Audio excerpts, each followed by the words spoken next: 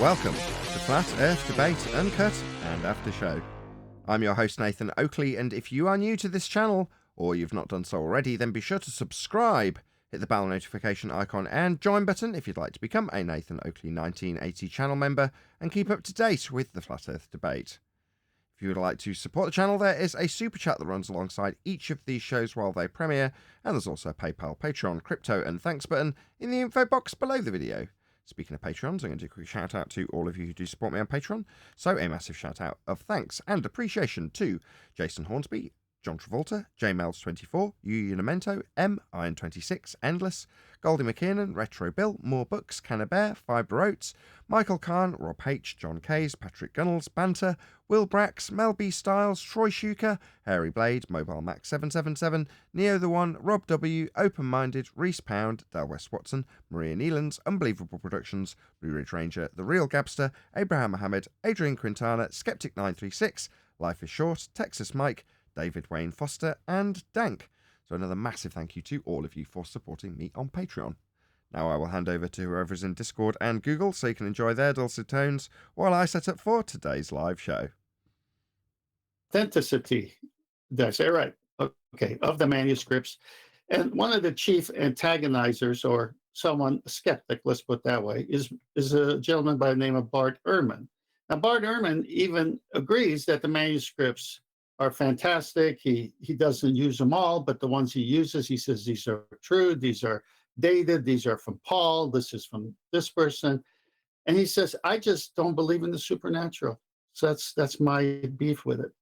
But even the greatest skeptics don't deny the biblical manuscripts. And they know the original language. They're very fluent in all the Semitic language styles and so forth. So I'm not worried about someone challenging Christianity from a historic point of view. There's plenty of resources, evidence that can be had. But at the end of the day, it's a matter of faith, because you can't please God without faith. There you go. When you asked about, I can't remember what it was you asked about, but I said I knew the answer. That would have been the answer I would have expected. And there is something that deals with all these claims of the Kundalini. It's called Zeitgeist Debunked. It gives you all the primary source evidence, where the claims of Osiris come from, where it was misquoted, the original person who made the claim, and how they did not do their research when they made the claim. So if you want to look into it, Zeitgeist Debunked does an excellent job of primary source evidence. Well done, John. I like when you get ticked off. Yes, you may. Can I ask 10th a question? Yes. 10. Does the Bible anywhere indicate what God's first creation was? The only record I have to go to is the Genesis record. So whatever is there is referencing. Now we can say when he was making man, we have references that indicate that the angels were created before man, but it doesn't say when he created the angels. And when he started the creation story, water already existed, which he had created, but doesn't say he created. But the spirit running over the deep, and the waters from below and above separated. So we have an indication based on other scriptures that the angels were already created prior to man, but it doesn't say when. But other than that, just the Genesis record, which is right there in Genesis chapter 1. That wasn't his question. What's his first creation? Was it light? That's what I was wondering, because I was just curious about his feeling on what it says in Proverbs 8:27.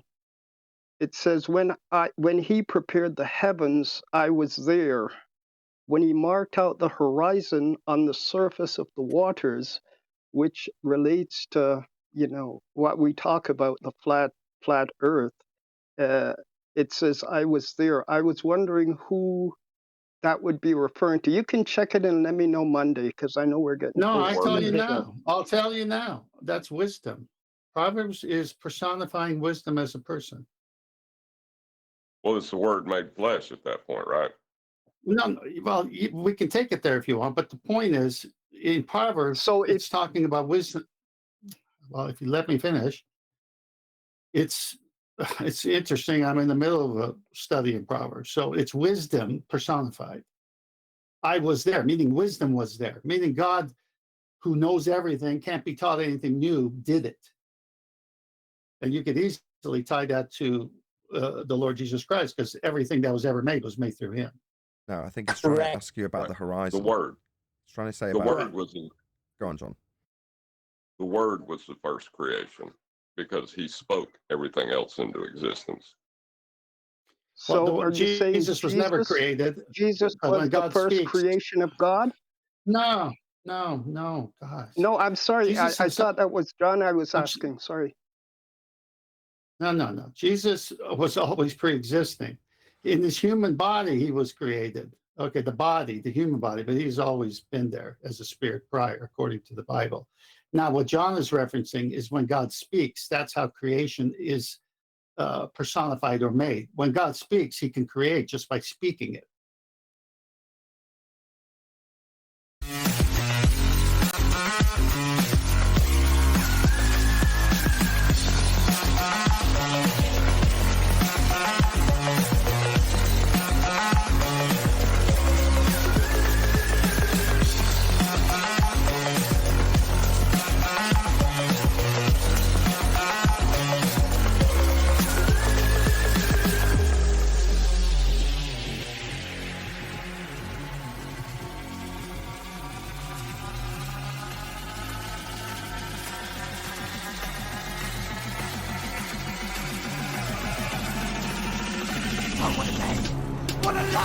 Welcome to Flat Earth Debate Live.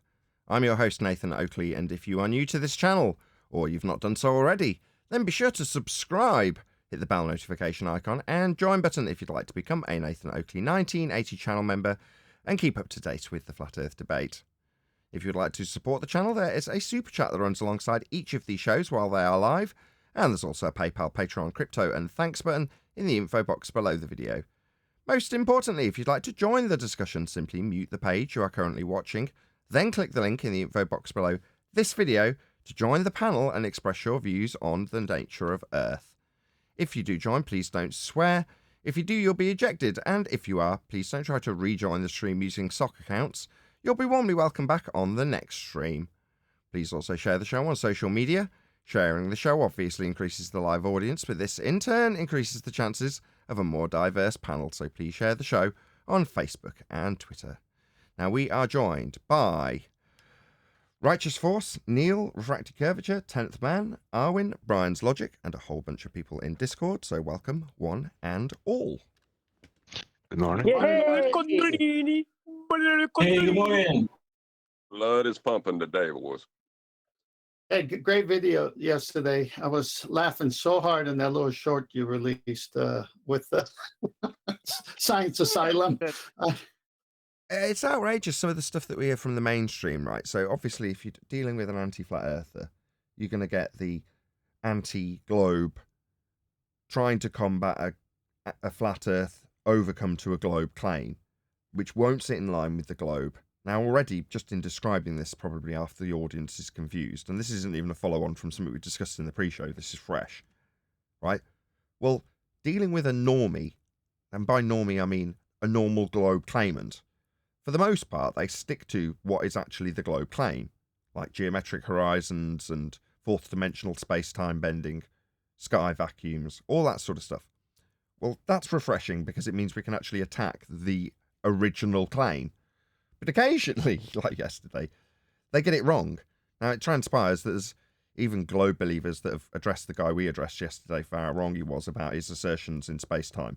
But nevertheless, we pulled it apart for not only its incorrect assertions of space-time, but the incorrect assertions of how space-time doesn't work, which the guy was talking about flying squirrels with fourth-dimensional space-time bending geodesics plotted in two-dimensional graphs with squirrels only falling because of geodesics in space-time.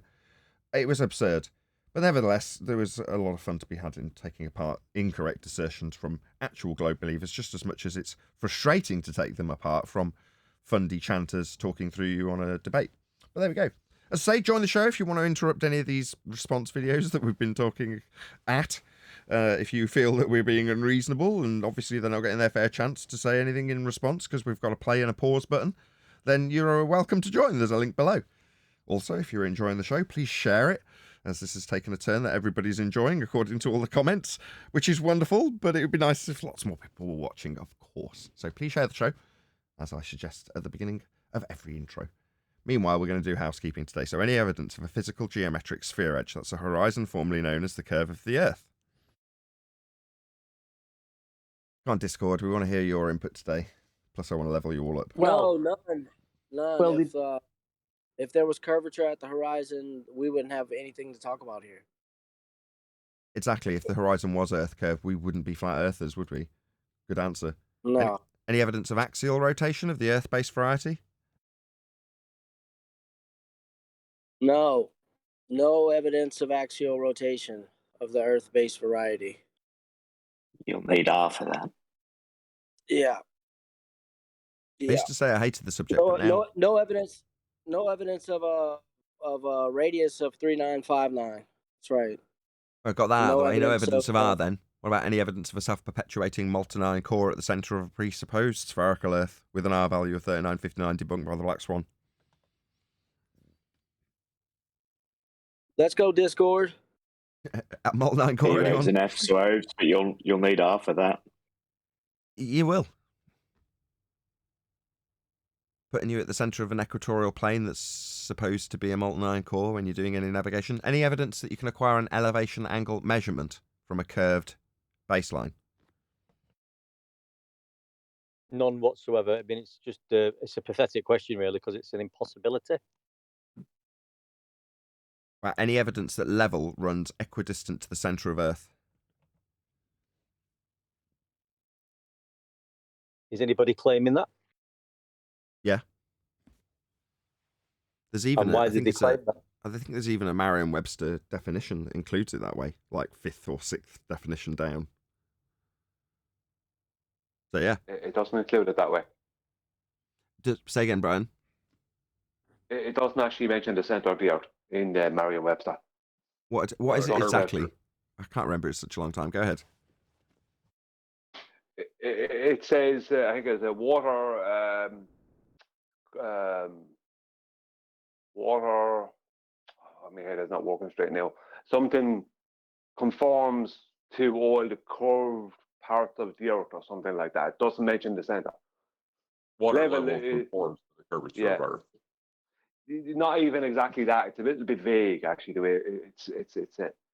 Fair enough. The Merriam-Webster definition might be not explicit, but there are anti-flat earthers that explicitly need to claim that, because assertions that levels are level debunk the claim that Earth's a sphere, because they need level to be curved.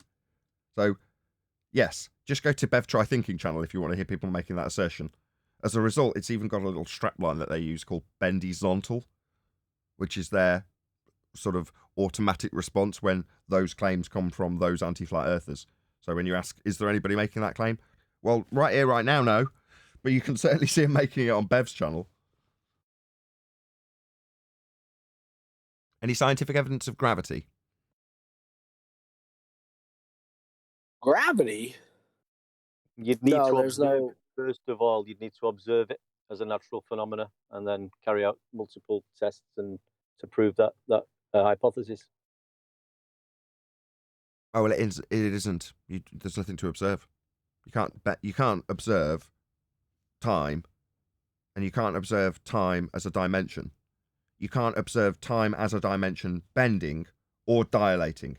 And furthermore, you can't observe time as a dimension to travel through, all of which is asserted in pseudo-Riemannian force space-time Einsteinian gravity.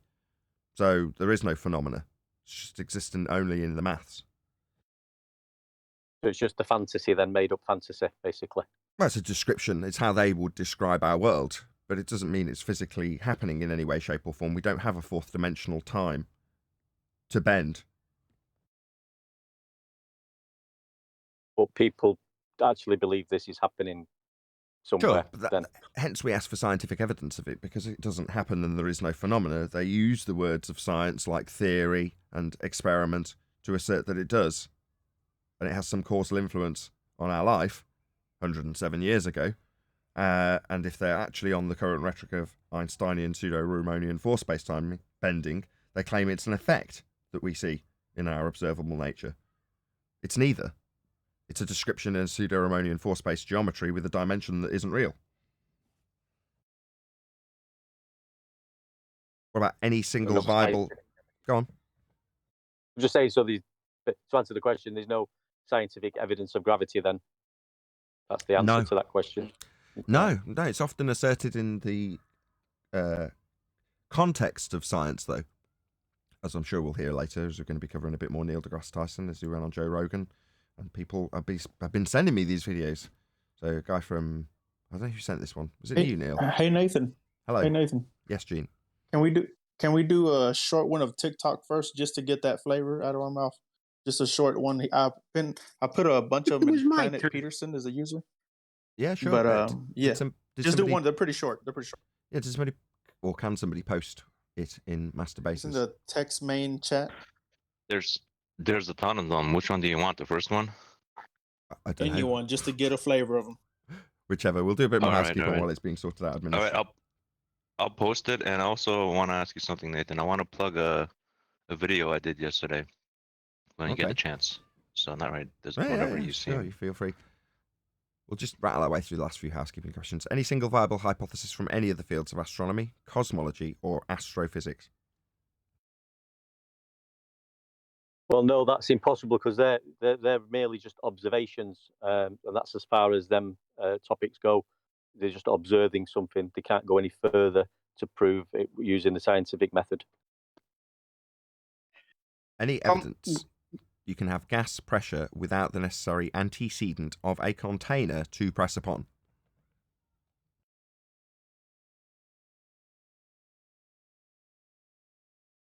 No, because you're definitely going to need a container for the pressure to press upon to give you the pressure reading. You need a pressure. You need something for the pressure to press upon, because that's what pressure is. Yes, indeed. But there's a Western worldview that the sky is a vacuum, a vast availability of space for gas to expand into, leaving us all dead. Amazing, the religion and cult of heliocentrism. Nevertheless, any evidence of the distance to the sun? Nope. Angular. That's it. I often think, I know we spoke yesterday about they tie the distance in to fit with the so-called radius, but it doesn't really matter. We don't know what the sun is, but what does it matter how far away it is anyway? It doesn't really matter, does it? I don't think. You can assume that the Earth has a radius of 3,959 miles, along with Venus having the same. But good luck with that. You're just going to be assuming, aren't you? Okay, so this is Planet Peterson. Is this what you want me to look at? No, original sound, Planet Peterson. What? Is this the right channel? Is this the right video? Yes, there should be a link to a video, and there's several of them. They're all within less than 2 minutes. Okay. You do realise that a 2-minute video is going to take us about an entire show to take apart, right? You know that, right? Some of the videos that we've pulled apart recently, so if you look at the Dr. Becky video, because they talk so much garbage, every third or fourth word we have to stop and pull apart the nonsense that they've said. So a 3-minute video, this is going to take an eternity. You watch. All right, before we start, can I just quickly do a plug, and then we can continue? Okay, go on then, do your plug. All right, I'm going to post the link in the live stream soon after, but I did a video on biblical cosmology again, and it's a series, it's part of a series, And this one is titled Between Heaven and Earth. So we're just going to look into more firmament context, among other things. And I'll just leave it at this right now. Is that okay, Nathan? With a bit more enthusiasm on the Righteous Force YouTube channel. Dun dun dun! That's excellent. Thank you, Nathan.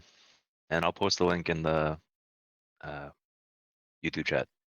To Thank you, the Nathan. Righteous Force YouTube channel.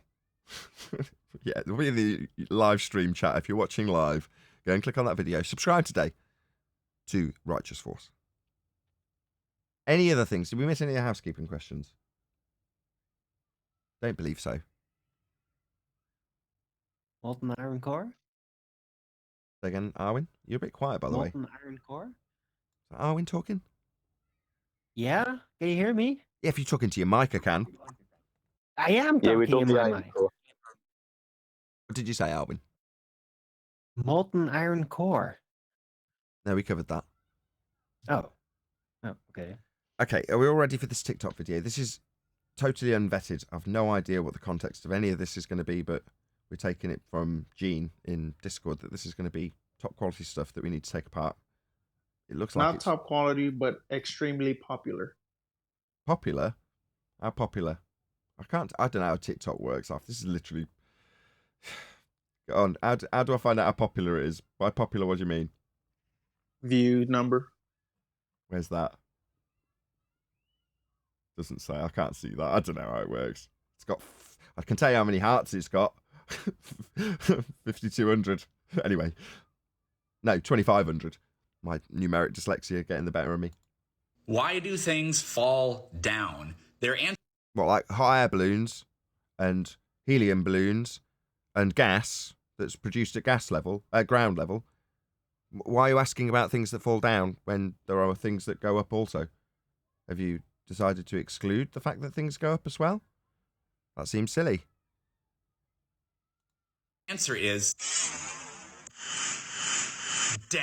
They don't. Things go up as well. The things I just described. What about cloud? 5,200 hearts, Nathan. the only way to make an object move is to apply a force to it. The only possible way you can change its energy is to apply a force to it. Now that could be To apply a force to it. That sounds like I've got to get involved as an agent. What about puddles? Are you applying a force to a puddle, or does merely the elapse of time take them away? I'm not suggesting time's causal. I'm saying that the arrow of time, entropy, would mean that given enough time, the puddle vanishes. Right? to speed it up or slow it down, but we're generally talking about why do things go from rest to being in motion. You started this off by saying down. So far I've given you several examples. All of mine were going up. Yeah? Like the gas that's produced at ground level and then makes its way up, disperses into the air around you. That's not going down. Well, he hasn't said gravity yet. So it could, he's technically right if he was talking about relative density disequilibrium force, but I bet he isn't. Yeah, I don't know. This guy seems like a nobody, though. Does anybody know who this guy is? Never seen him. He I don't seems know how long pretty we're going to young. spend on this, 5,200 Gene. hearts, Nathan. 5,200 hearts, Nathan. So what? That means 5,200 people push agree, push love, push heart. So what? What about my Tyson video? I bet millions. I was going to say, this Many Neil deGrasse views. Tyson video that we were going to cover, right? It's got Okay. it's on the JRE channel, and it's got 13.5 million subscribers, and it's got How old is that? 14,000 thumbs up, which is presumably the equivalent of likes, right? So, but That was before TikTok. okay. So you're saying, okay? I mean, we'll stick with it. Maybe I should do a poll in the chat. What should we be covering? Should we be covering Neil deGrasse Tyson? Is your choices, right? So type 1 in the chat if you want us to cover TikTok dude, or type 2 in the chat if you want us to cover Neil deGrasse Tyson. Let me ask you a question, Nathan. Who would you rather stumble in your show? Neil deGrasse Tyson or this retard? Well, either would be fine. I don't mind. I'm going by the audience. You know, I've said if there's a certain video you want us to critique, then we'll critique it. And this is that. So, you know. Well, I kind of want to see about the new guy, at least for a bit. Okay. To see what he's like. Well, let's see what the audience want. Right? So far, it's mixed bag. Arwin says he wants to stick with the guy. James May says he wants to go with Neil deGrasse Tyson. YouTube wants to go with Neil deGrasse Tyson. Psych Bear wants to go with the guy that's on screen. Dave Scott wants to go with Tyson. Uncool Ben wants to stay with the guy on screen. Elvis wants to stay with the guy on screen. Titan Long wants to go with Tyson. Michael Kahn wants to go with Tyson. Skeptic936 wants to stay with the guy on screen. Unisox Femu picks 3, which wasn't an option. Here's the third option. Neil says play Neil deGrasse Tyson. That's it. I don't know. I'm saying the new crowd is not checking for Neil deGrasse Tyson. Such a mixed bag. The new crowd is not checking for Neil deGrasse Tyson. TikTokers are not looking for that. TikTokers are where the eyes are. That's where you need to be. I've already looked at the numbers. I thought you We've already done that. You're flogging a dead horse there. Right, but based on the fact that it's such a mixed bag, multi-tom-tom, you've summed it up, 1 and 2, right, yeah, people want to see all of it. Fine, we'll stick with the guy that's on screen because he's on screen. Not a force. It is just a property that materials have. It's also a property that changes based on simple things like the temperature. Okay, so, no, what you're describing is entropic effects then. I don't know if Brian's going to pipe up at some point because he's invoked temperature, but we'll see how we go. I'm sure Brian will have something to say on this. But he has, yeah, but you were so busy critiquing it, Nathan, you didn't hear when this fella said density was the cause. Did he? Of things going down. Yeah, he said density. Oh, right. I didn't catch that. You're right. I didn't. Yeah, so I don't know what side this guy is even on. It sounds like he's on our side. So when he invokes temperature, he's invoking a change in density. Yeah, these are all entropic effects. Now, there's a buoyant force, but that's... there you go. You invoke gravity in the next sentence. So buoyancy, look it up. It's defined with gravity. No, but buoyancy, it was well before force of gravity, and it was hijacked by people who promoted a force of gravity. Correct. Buoyancy is Archimedes' principle. No, that's correct. Originally, etymologically speaking, yes. Originally, you're just talking about Archimedes. But currently, if we're going to be semantic about it, which we are, it's defined with gravity. It's tied to it. It can't be. Gravity is not a force. I'm not disputing that. I'm not disputing that. That's not what I'm saying. I'm saying semantically, it is part of gravity. But I disagree. It's only when gravity is invoked, it becomes that part. But without him literally saying the word, he could literally be talking about relative density. Yeah, okay. No. Because I don't know where we're going to go with this because I have no idea what's next. But we'll see. Okay, so just so the audience is clear, there's a bit of ambiguity about whether or not this guy is actually on our side at this point because he hasn't been hyper-specific enough. I mean, we're so far away from good wizardry now. The standards are going down. I was annoyed with 10th yesterday, and I'm annoyed with Eugene. This is a crap standard. He's got no essence of wizardry in him. He's just talking shit. Unless he's actually a flat earther. He has the views. I was going to crop this out and put this on TikTok as a rebuttal to him.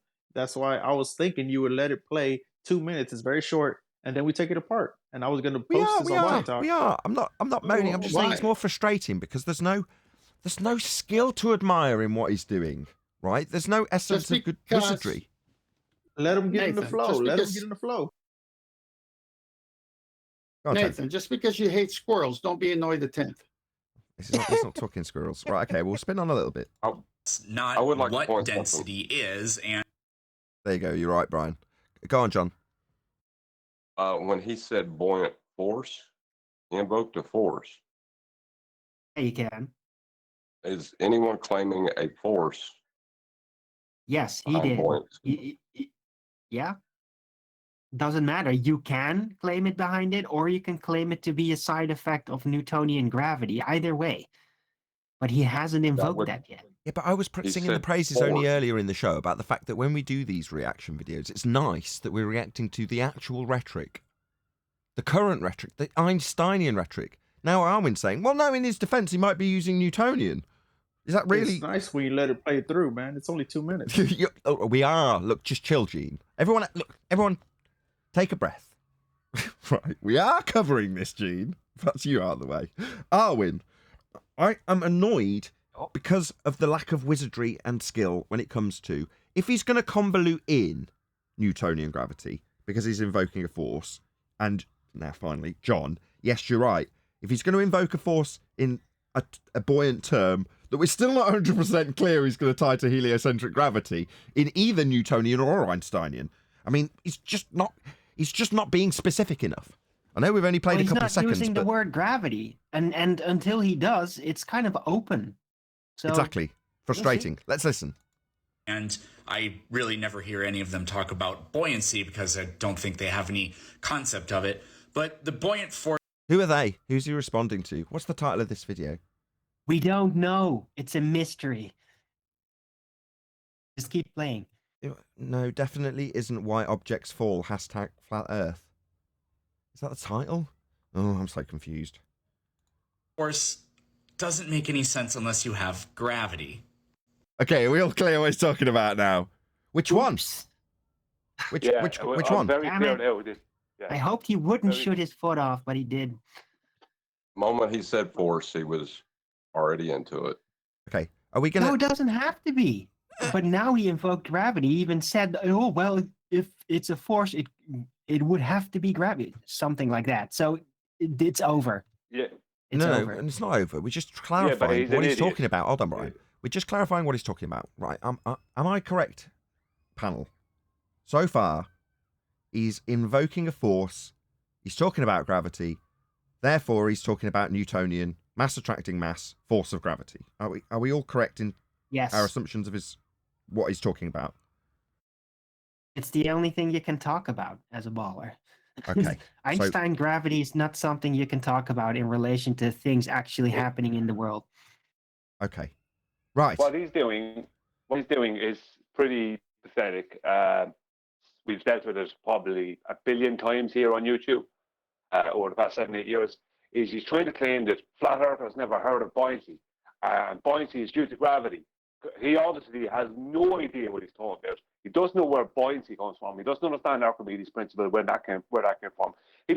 He's essentially denying Einstein and Einstein's equivalence principle.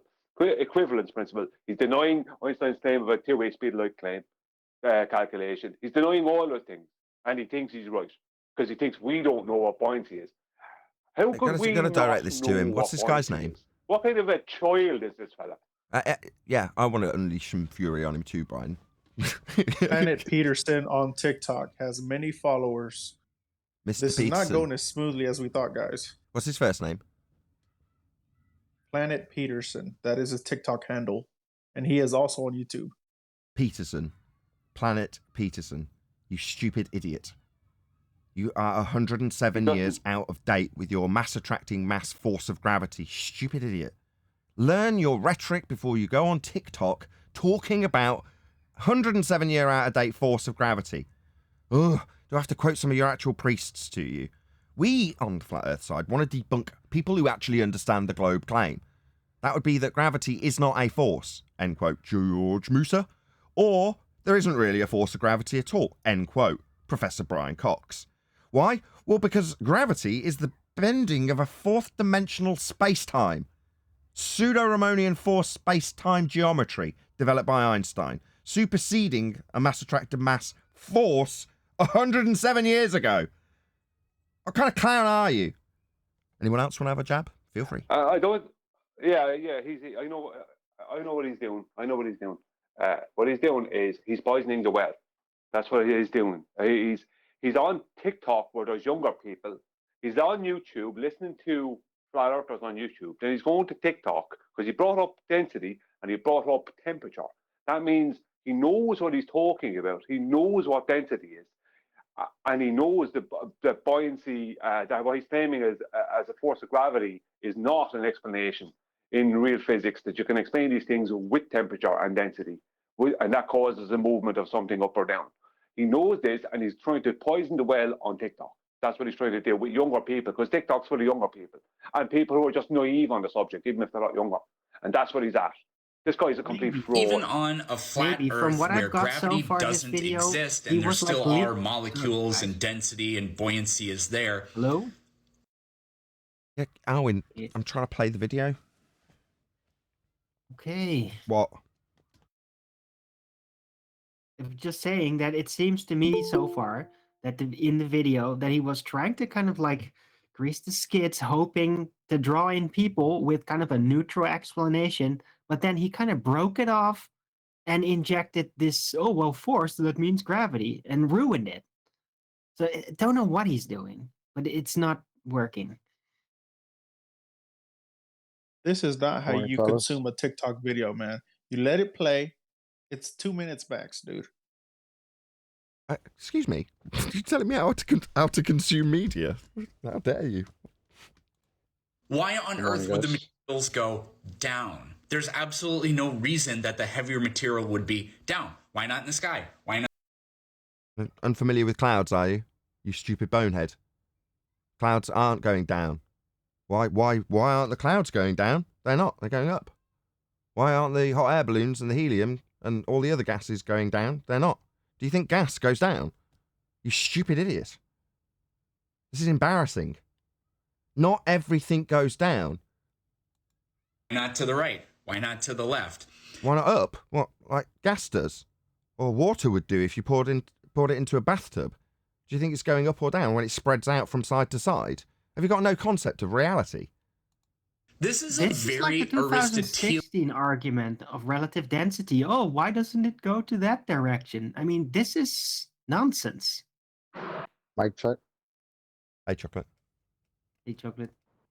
Good morning, guys. Hey, Chocolate. Good to have you. Did you want to add something? No. Just top 10. See where we got somebody else on the menu, so just listening. Alien attitude. Aristotle thought that objects want to rest on the ground. Looks up at cloud. Releases helium balloon. Now, in a way, resting on the ground is the lowest energy state, which is what objects are trying to achieve. Really? Clouds are trying to rest on the ground, are they? Not in my experience. They start off life on the ground, like in a puddle, and then they make their way up. So what you're saying, their natural resting state, do you think things are at rest? No. It seems you have no concept of entropy. Maybe Clearly. you're saying they go up? The guy doesn't understand what entropy is. Resting state. What's that? But that is not at all what Aristotle meant. Aristotle thought that physical objects... Second time you've divined his thoughts. Have you got a crystal ball? Did you dig him up? Where are you getting his thoughts from? Sort of like have desires. And even if density can explain why objects sort themselves out the way they do... I mean, sort themselves out. Things are in constant flux. There's the water cycle. Do you think that just stops? It's cyclical. It sounds like he's basically given a disclaimer, like density does explain what I'm about to tell you, but I'm going to tell you another story. That's what it sounds like he's about to say. I see. But what he means to say, but it's too stupid to recognize, is that disequilibrium could be explained with relative density, i.e. the relative density of the object to the medium. Exactly. Because he's saying, even though density can explain, he's about to give another caveat. Watch. It doesn't explain the fact that when an object rests on the ground... Like a cloud, like a helium balloon, like water when it turns from liquid to steam. So is that resting on the ground? Complete clown? It still has weight. Yeah? And what, as it goes up, the gas that's going up, you're saying it's still got weight. Okay, we'll put that in our back pocket. Density doesn't explain weight at all. Yeah, it does. Yeah, it absolutely does. I've explained it, hold on. right? Describes. Use your words better. Stop. Doesn't explain.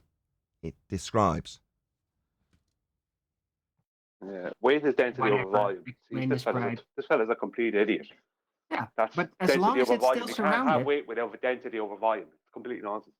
No, but an object will doesn't not like push on the ground if it's surrounded by a medium that's equally dense as the object itself. Yeah. But if it's still Doesn't understand surrounded weight. by air, but just resting on something solid, yeah, it's still surrounded by lower density. It will still have a disequilibrium No, good downward, point. which will be pressure. No, good point, Arwen. It's medium specific. You're right to point it out.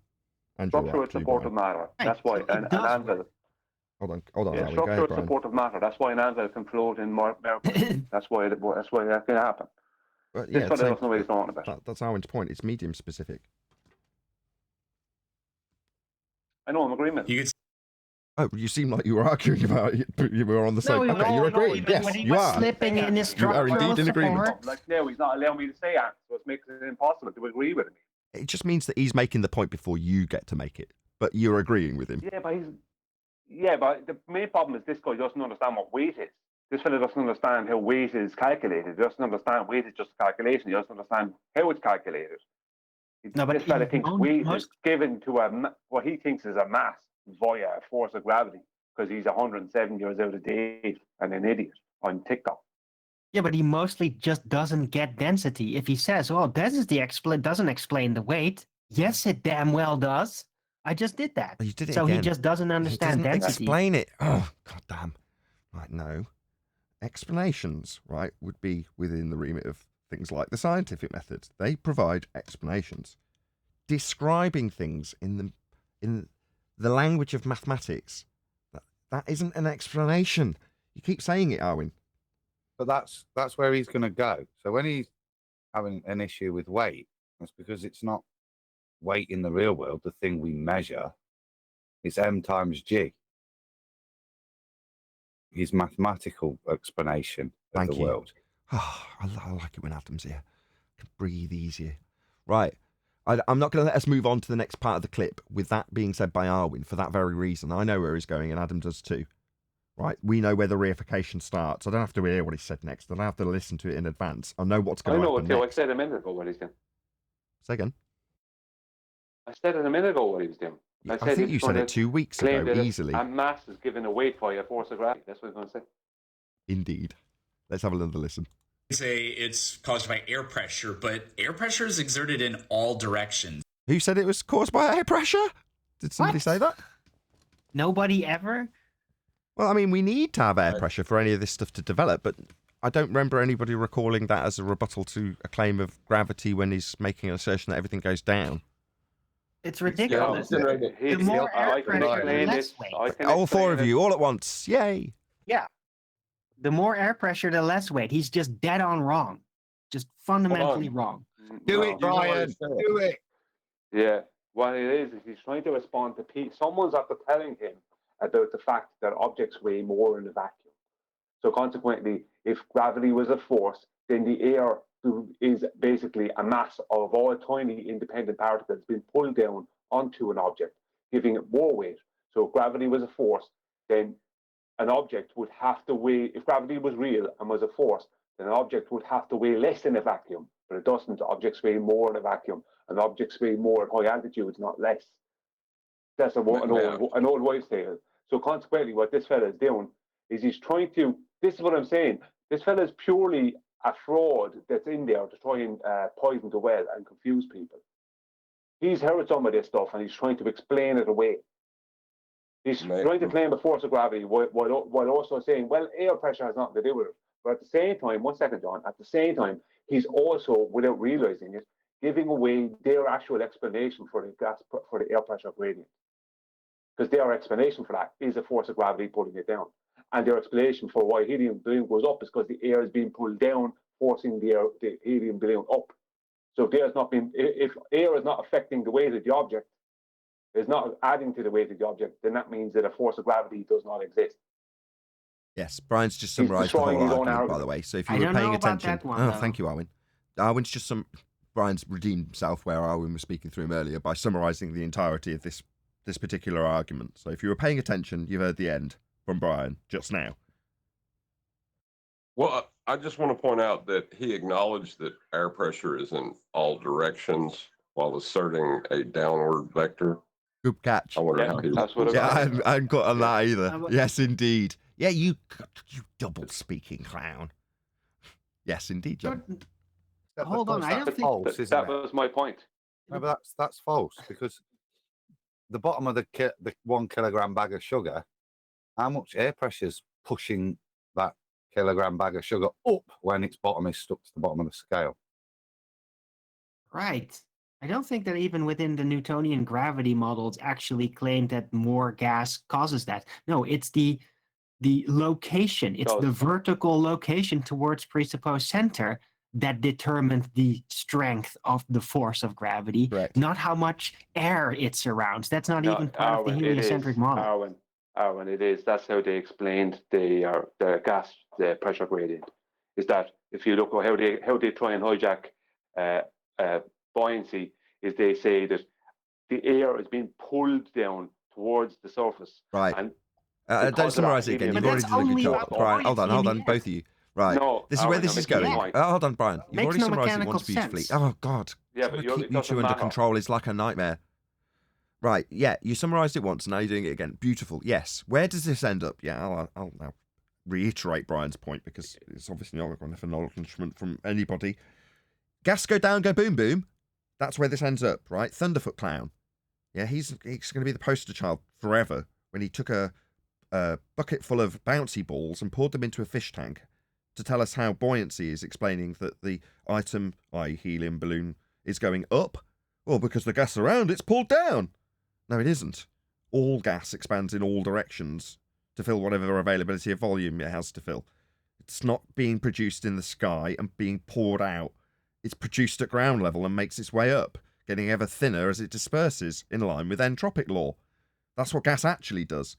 But they need it to go down, don't they? Gas go down, go boom boom, like Thunderfoot PhD Clown said. Yes, but that's only concerning the gas itself, not it's also objects. Concerning weight.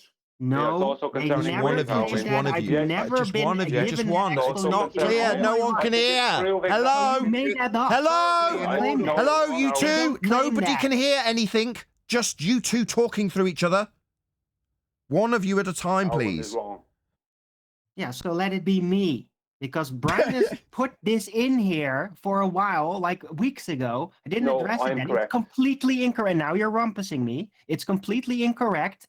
Only you're rumpusing me again. Only in relation to gases and the buoyancy of one gas in relation to another, talking within Newtonian heliocentrism, is that a claim. There is no claim that a preponderance of gas adds to the weight of a non-gaseous object. That's not a claim. They've never told me that ever, and I've asked a lot. You're wrong. It's not a claim. It's not true. Okay, we heard you, they Arwen. Don't claim now, that. Arwen, they don't claim that. You How can I just take control before you both do now? it again? Okay, thank you, Arwen. We heard you. We don't need to reiterate it and summarise it at the end. We heard. Brian, feel free. Yeah, that's completely wrong. Their claim is gas is pulled down. Gas goes down, goes boom, boom. There's a bigger downward vector to the gas than in any other direction. That's their claim. That's why helium balloon goes up, and that's half of the reason why at high altitudes they claim the objects would weigh less, right? Because half of the reason is not just that they're further away from the center of gravity, but also that there's less downward air pressure, right? The air pressure adds to the weight. Even in reality, air pressure is part of the weight of something, because in a vacuum it weighs less. But they need the air to be pulled down, which would make it weigh more in a vacuum. It doesn't. All their claims, if you look at their gas pressure gradient claim, it's all based on air having weight and all that air being pulled down towards the surface of Earth. And there's a greater downward vector of the air and the air pressure onto an object, giving it more weight. So technically they should weigh less in a vacuum, but it doesn't. Objects weigh more. That's not me pulling it out of nowhere. That's not me pulling it out of nowhere. Okay, thank you, Brian. Hold on. Hello. Citation, please. Yeah, can I just stop, please? Citation. I've just given you one. Thunderfoot. How good a citation is that? PhD Thunderfoot said that.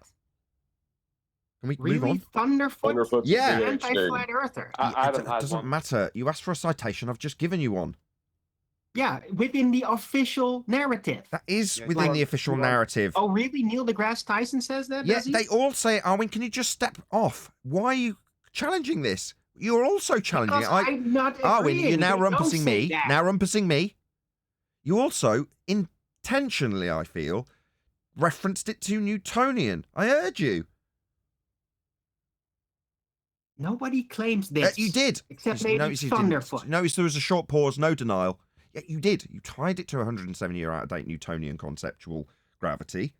And Brian's not doing that. He's just talking about the current rhetoric. It's easy to reference and cite, but you're still challenging it.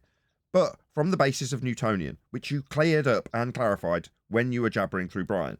So can we move on? I'm not jabbering through him. Will you please stop treating me like this? Oh, God, there we go. Nathan. Yeah, oh, God. Because I'm not wrong about this. Nobody claims this. Maybe Thunderfoot thinks that Would you like the citations from me? It's not an official claim. Here we go. That gas does. Stop, Arwin, stop. I want a citation, and I want you're being offered everybody one, to but you stop just can't stop blabbering. your verbal diarrhea. Being offered one by Adam.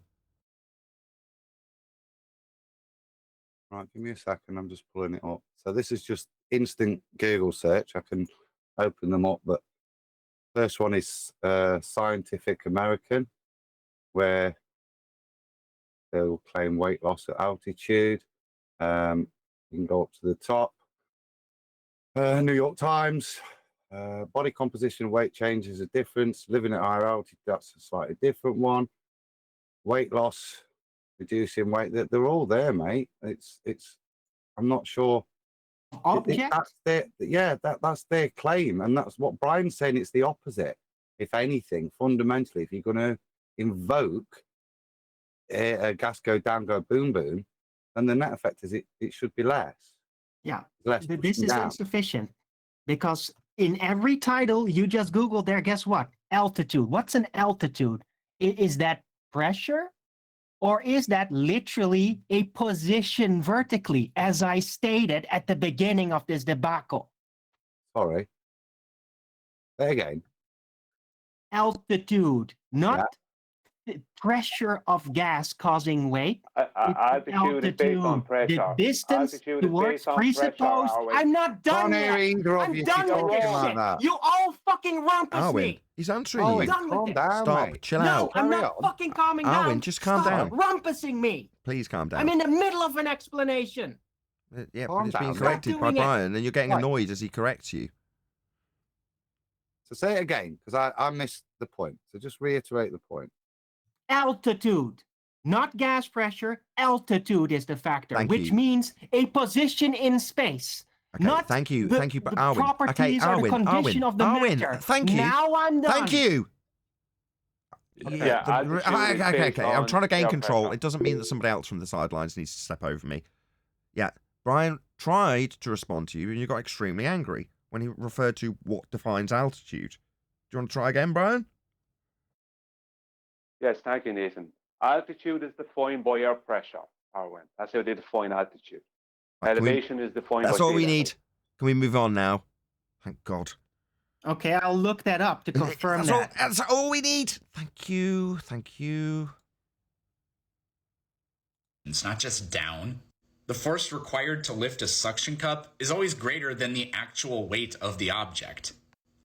I just looked it up. You're wrong. Oh, God. Yeah, God indeed, because you're wrong. Oh, and everybody's Let claiming me that. present it. Arwin, Why? what does an engine Why? We're in the do middle of doing a here? reaction video. Because You want to you're present what wrong, you've... and we're you've- in the middle Can you of that stop debate, and talking, you're all please? piling on Can me you stop when talking? you're You're wrong, ruining and my I'm show, sick of it. Arwin. Thank you. Yeah. Then stop I being don't wrong. want to entertain what you've Google searched in the last 25 seconds. Thank you. Can we move on with what we're actually doing rather than your challenge to this based on a Google search you did 35 seconds ago? Can we move on? Yeah, Like- just like you agreed? everybody else did towards me, and now I done it, and now you want to move on. Sure, move on. Fine. Put it in I the was war correct, room. though. Put it in the war room, and we can all have a look. Yeah, this is for the war room or the after show. The dictionary statement. Okay, I've got to Very clarify simple. this now for the audience Post because it you will on, not it's shut fine, up. look. Right, okay. Generally speaking, the Flat Earth debate team do this when we're not on camera. When I'm not, when I have control of them, they're not like this, right? Which is when I'm doing the live show, which is now. But I've obviously lost control of them today. I could feel it. I could sense it in the air when I started. I wasn't going to mention it, but I have to now, right? Everyone's a little bit on edge. I don't know why it was the same. 2-minute TikTok video kicked our Well, maybe it ass. has something to do that I got banned and that nobody seems to give a shit. Got banned? I care. Yeah, I got a strike for absolutely nothing. And I'm not going to talk about it. I don't want to complain about it. But nobody seems to even notice anything. Oh, no, People don't give a shit what I even do. I do. And I continually suggest that you go and look at the YouTube terms of service, which you say, yeah, I don't care. Or know them vaguely. So I've got no sympathy. What do you want me to say? That has nothing to do with. It's got everything to what do with it. happened. That's what it's based on. A strike is based directly on that. I've got no sympathy. I'm in the middle of doing a live show, but you're going to moan about this. No, when I've told you so many times to go and study the YouTube terms of service, you're going to moan about getting a copyright strike. No, I'm not going to tolerate it. No, I've given you the advice. You've ignored it. What do you want? Sympathy? I'm not going to give it you. No. Didn't ignore it. If you had read them, which you have not, you'd know what you'd done wrong before you did it, and you wouldn't have done it. I've got no sympathy. Fuck! I know what they gave me the strike for, and it wasn't even discussed in the entire show, not once! It's So ridiculous. straight away, I don't believe you, because they don't tell you. You don't believe me? No, they don't tell you. Okay. No, they don't tell you. Yeah. Well, you guess you didn't watch the show then. Because then you would know I hadn't talked about it at all. Sorry, we're going to take over They the don't show tell you with what this. it is, Arwen, is Nathan's point. Okay, What right, okay. relevance does this have? Number one, to Arwen's, number one, right, Arwen's not annoyed with you, Brian. And he doesn't care about this particularly more than he would normally in terms of his attitude. I'm sure he's got, I'm not saying he hasn't got some interest in this topic at hand in regards to gas go down, go boom boom, which is what the actual topic's about. But he's on edge, right? He's pissed off. So it's not directed at you, Brian. Clearly it's not going to be directed at me either. I'm not going to stand for it. Actually, Arwen, I'm lying. I do have sympathy for you. I feel fucking shit. It's the first time I'm hearing of it. I don't want that for you. You're my friend. Do I want that to happen to you? No. My point, I will rescind, or whatever the word, retract. Yeah? Yeah, I've got a lot of sympathy for you. That's shit. Nobody wants that to happen. On the other hand, we're trying to talk about this dick on TikTok. Can we stick to the dick on TikTok? Sure. But just for the record, altitude means height. Oh, no one's arguing that, mate. Is that what you're You were. arguing? That's exactly what you were arguing. Oh, dude, you're lost. Yeah. You need to take a breath. I know what you presented. Right, just give me a break. Adam, give me a break. Is that a bad You were day? wrong, but fine, let's move on. Take a breath. Otherwise, people will start showing you up, yeah? So just take a breath. Don't force us to rebuttal anything, because there's no point. It's a pointless argument. There's clearly a miscommunication from what you've just posted. So let's just move on, with the Muppet from TikTok.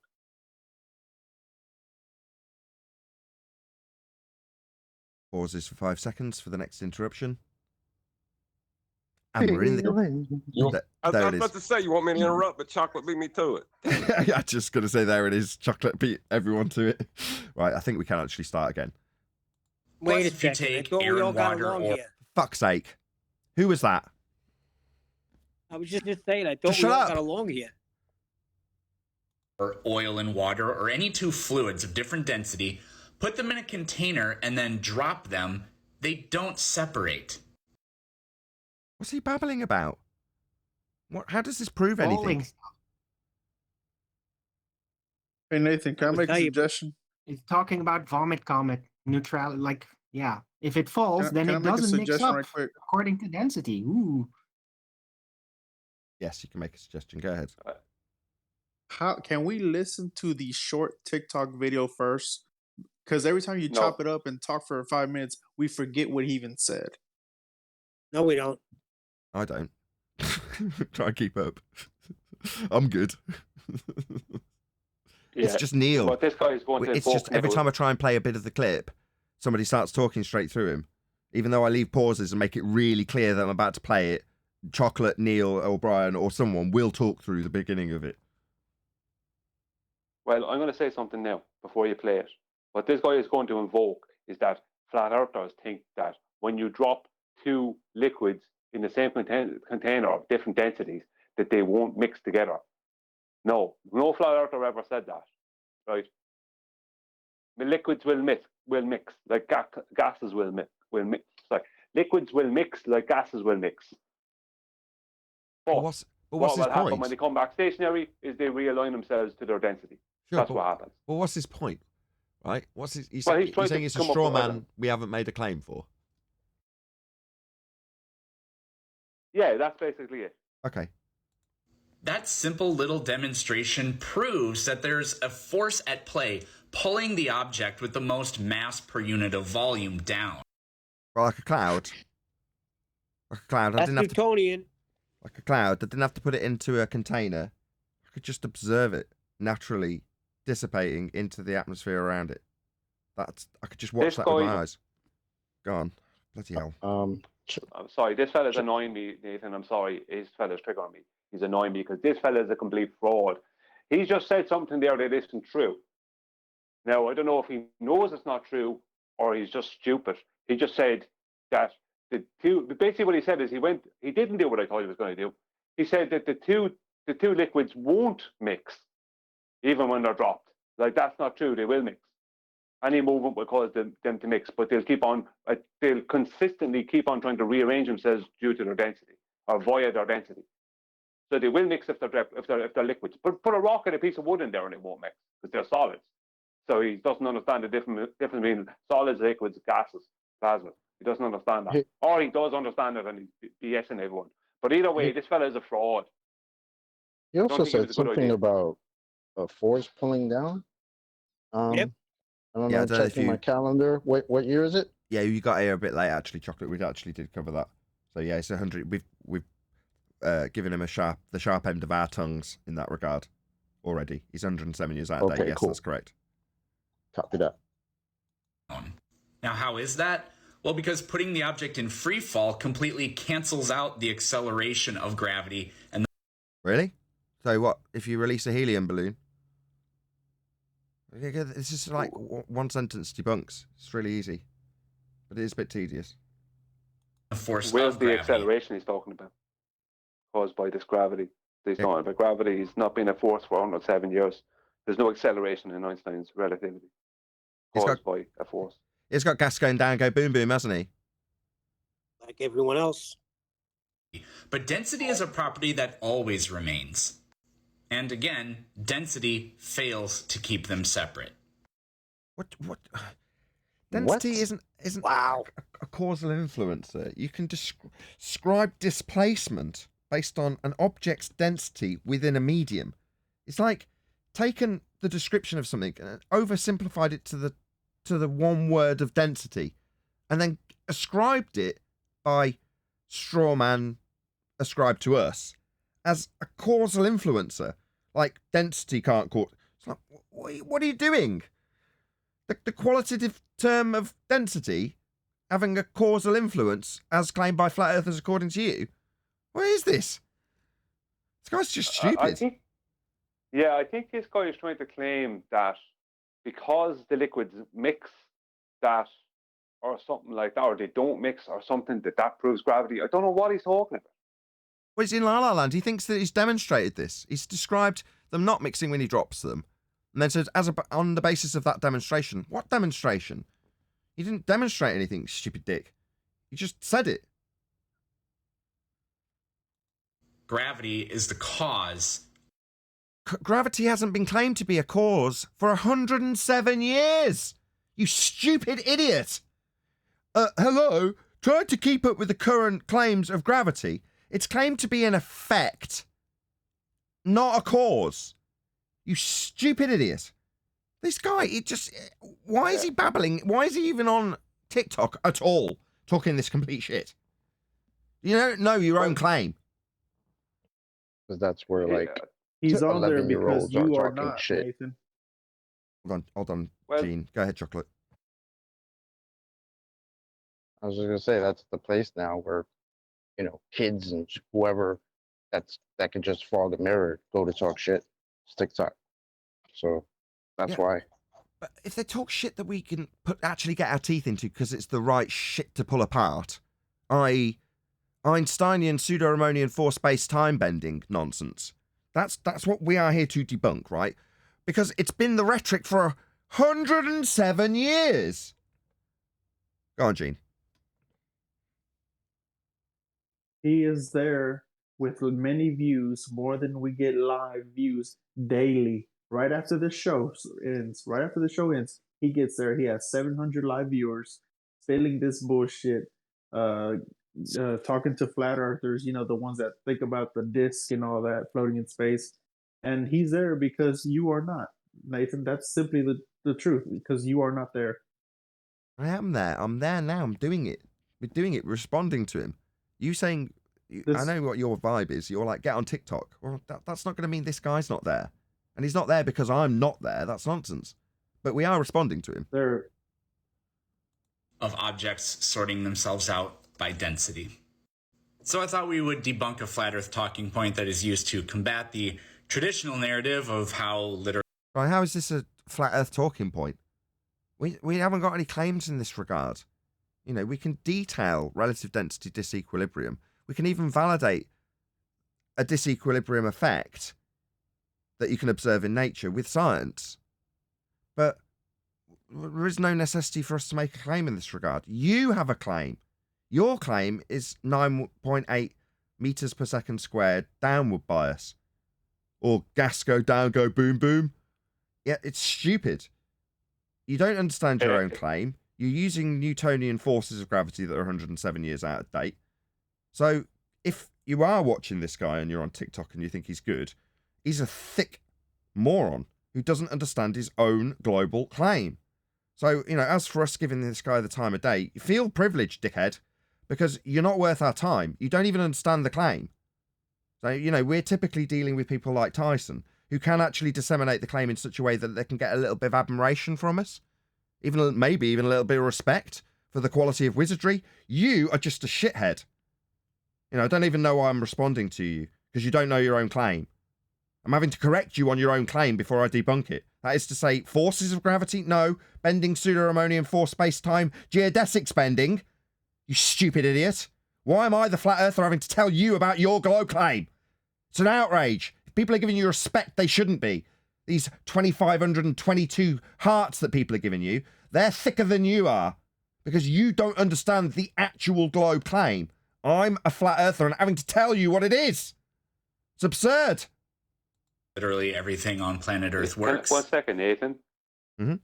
There's a couple of things that this guy is denying, even though his audience won't realize it because they don't have a clue they don't have a clue what he's talking about, and he doesn't have a clue what he's talking about. He's denying special and general relativity. He's denying the two-way speed of light calculation, and he's denying Einstein's equivalence principle, and he's also denying specific gravity.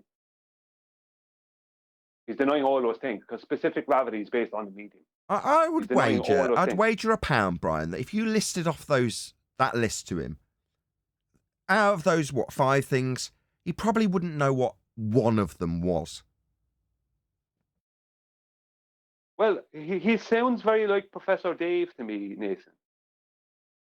I just said I'd throw that out there. He does sound like Professor Dave. He sounded like someone I know, and Professor Dave is the closest to it. Is that Professor Dave secretly on TikTok? I think it is. I think it's the same person. They're both played by Will Smith, so. So when you ask them, why do things fall down? I like pointing up at a cloud when people ask me that. Like I'm somehow making a claim about it and need to justify why things are falling to the ground when gas is created at the ground level and makes its way up. Stupid shit like this coming from idiots who don't understand their own rhetoric and assert 107-year out-of-date Newtonian gravitational forces are just idiots that would be asking why things go down when there's no force pulling anything down. That's debunked by gas behavior, you stupid muppet. Their answer is... Go on. I was just gonna say it's terribly dishonest for these people to say things like, why do things fall down, while not actually accepting that there are things that don't do that. So it would be honest if you would say, why does this fall down while something else floats and something else over there actually just goes up? But it's just, why do they do that? And I know it's like this supposedly like a rebuttal to flat earthers that's supposed to get us, right? Oh, things go down, therefore gravity. But you're ignoring that not everything goes down, because if you ask me why do things go down while I'm holding a helium balloon, you're gonna have a problem, and I'm just gonna look at you like you're crazy. So okay, whoever it was, just wait 1 second. If it was Eugene, just 1 sec. In case you hadn't picked up on it, what Chocolate just did was detailed a dependent variable. That would be a naturally occurring phenomena. Some things go down, some things go up, some things remain neutral. That would be something that happens in nature that you can ask, I wonder why that happens. So that's the definition of the phenomena in this instance that Chocolate's just summarized. Go ahead, Gene. Kudos, by the way, Chocolate. This guy, Planet Peterson, will go live shortly after we are through. He will have more than 500 live viewers told us. giving him super chats. You told us. For more than 4 hours today. We heard. And this we heard. light a fire we heard. in us. We heard. I heard. This is the second time. Is there a point behind this? There wasn't the first time. Is there a point to this? We've said it twice. Yes, get on TikTok. Why? Why would you assume that me being on TikTok is going to suddenly mean that I outperform this guy? Oh, I don't know. Maybe money, maybe views. Brother, is it that you want us to like chase this guy down? Like, is that what you want us to do? Hello? Am I still here? You are, yeah. What's your motivation, Gene? Is the question. What's up? If the question is, what's your motivation, but with the emphasis on, do you want to take this guy down? I look at both sides of the argument. I see that you are the clear winner, Nathan. You have evidence, and it befuddles me why you put up with YouTube's whatever it is, blacklisting, algorithmically fucked, and you will not go to TikTok, where it's an evergreen subject. Everyone gets millions of views there. And it just befuddles me why you're not there. That's all. Oh, who was that? Go ahead. We're going to cover this bit more. We're already 5 minutes over the typical live amount of time that I would like to spend on stuff. But if you're happy to carry on with this, we're only, what, a few seconds into a 3-minute video. Density. Oh. The only way to make an object move is... Did it just repeat? You just go around in circles? What's going on? Is to apply a force to it. The only possible way you can... Did I accidentally skip back? I don't know what's happened. Oh, TikTok works. TikTok is like that. Once that video is done, it just plays again. Okay, so yeah, we're back to the beginning. So did we cover it all? I was about to say. Sorry. If it went to the beginning, you covered it all already, Nathan. Jolly good. I would like to point out something there when he's talking about a force causing a mass to accelerate. That's been debunked as well. Any other comments? I have a comment. I had a great Neil deGrasse Tyson video that we could have torn apart, him speaking to Joe Rogan, which millions of people watch. But, we chose the little low-hanging fruit guy.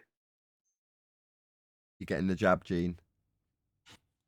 Nobody's checking for Neil deGrasse Tyson. Nobody's checking for him. That video is old as hell. I left the comment in Master D.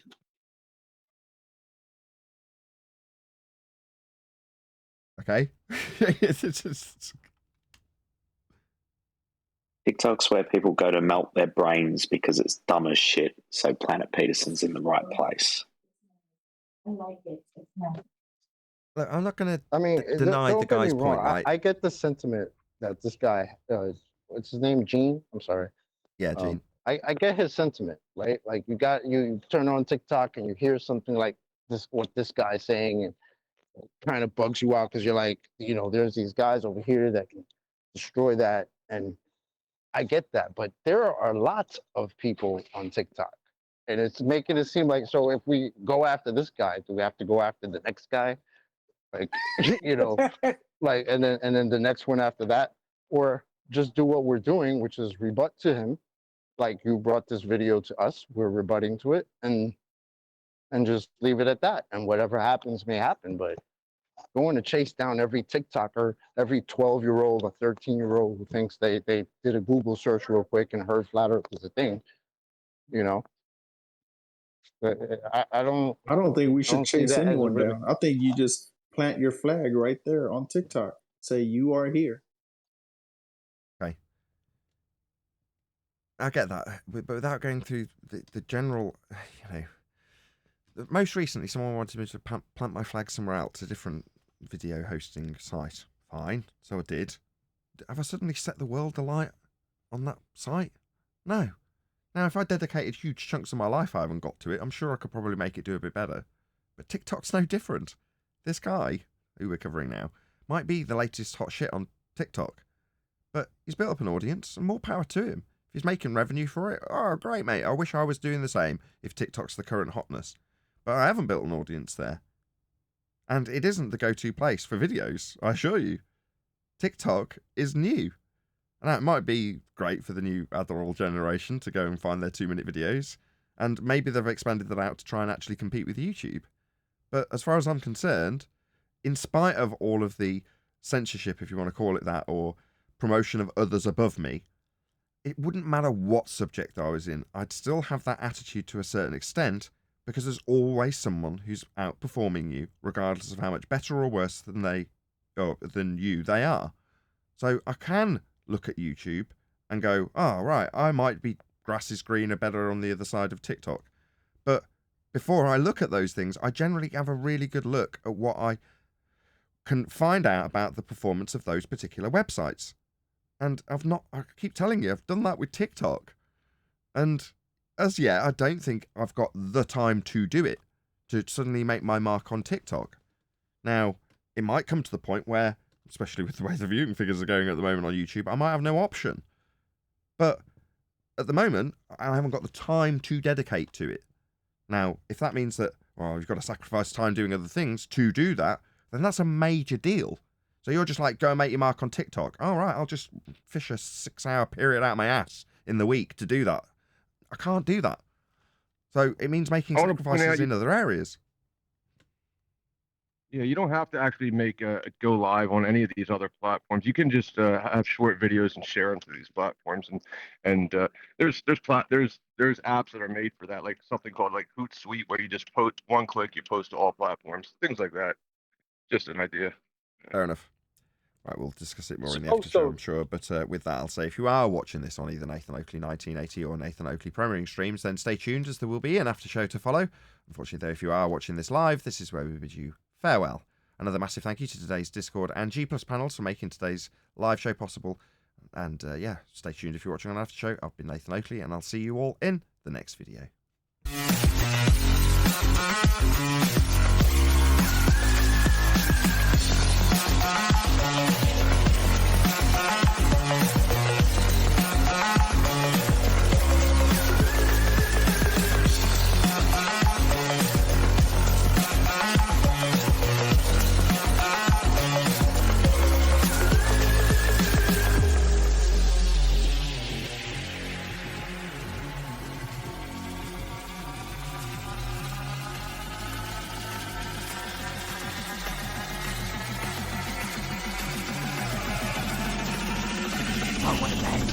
What a lovely day!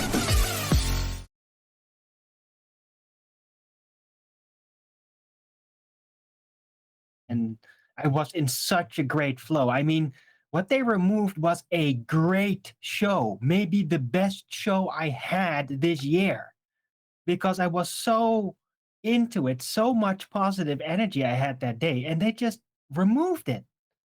And they didn't even talk about anything related to the supposed strike reason, not once. I'm sorry to hear that, Arwen. That's fucking wow. They literally just they just bullied me. They cut me down like a piece of grass for nothing. Right when it was in the bloom.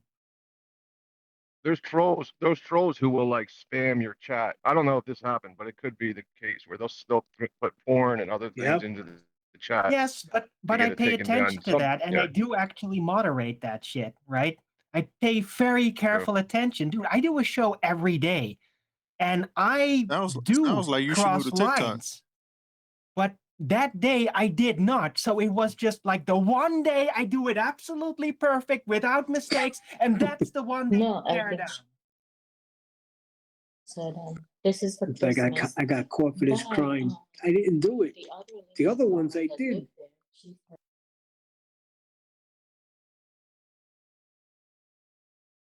You're allowed to Well, talk thank about God, what at happened least and some why of it got my taken one of down. my Or not? followers managed to download it, so I still have the video. I could show you, and then you could judge for yourself. Like, is that really a video that should be taken down versus the rest of my stuff? Absolutely ridiculous. It's the one time I wasn't super aggressive. Well, how long do you have to wait now, Owen? Hold on. What was that, Ray? Like when you.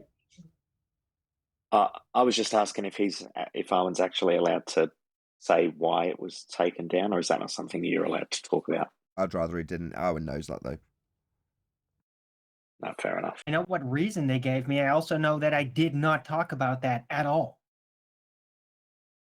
How long do you have to wait before you can be back up again? A week. So it's next Thursday. That's not so bad. It used to be 3 months. It's not so bad, but it is bad right when it is in the middle of the week where I really need support the most. And now I don't have a platform to reach out. I'd have to do it through DLive, and nobody ever visits that. It sucks. It's terrible. So maybe it's an It's opportunity. scary. It's cold. I'm hungry. But I did TikTok actually then. get a PayPal donation from somebody in the chat. So, yeah, that helps. Maybe you should explore. Maybe you should explore the option that Gene was putting forward. I'm not going to say any names. What? So maybe go on TikTok, or maybe start a second channel. TikTok.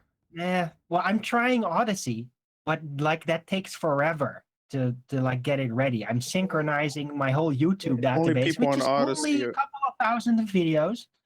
The only people on Odyssey are Trump supporters. That's it. Is it My kind of people. The hell of it.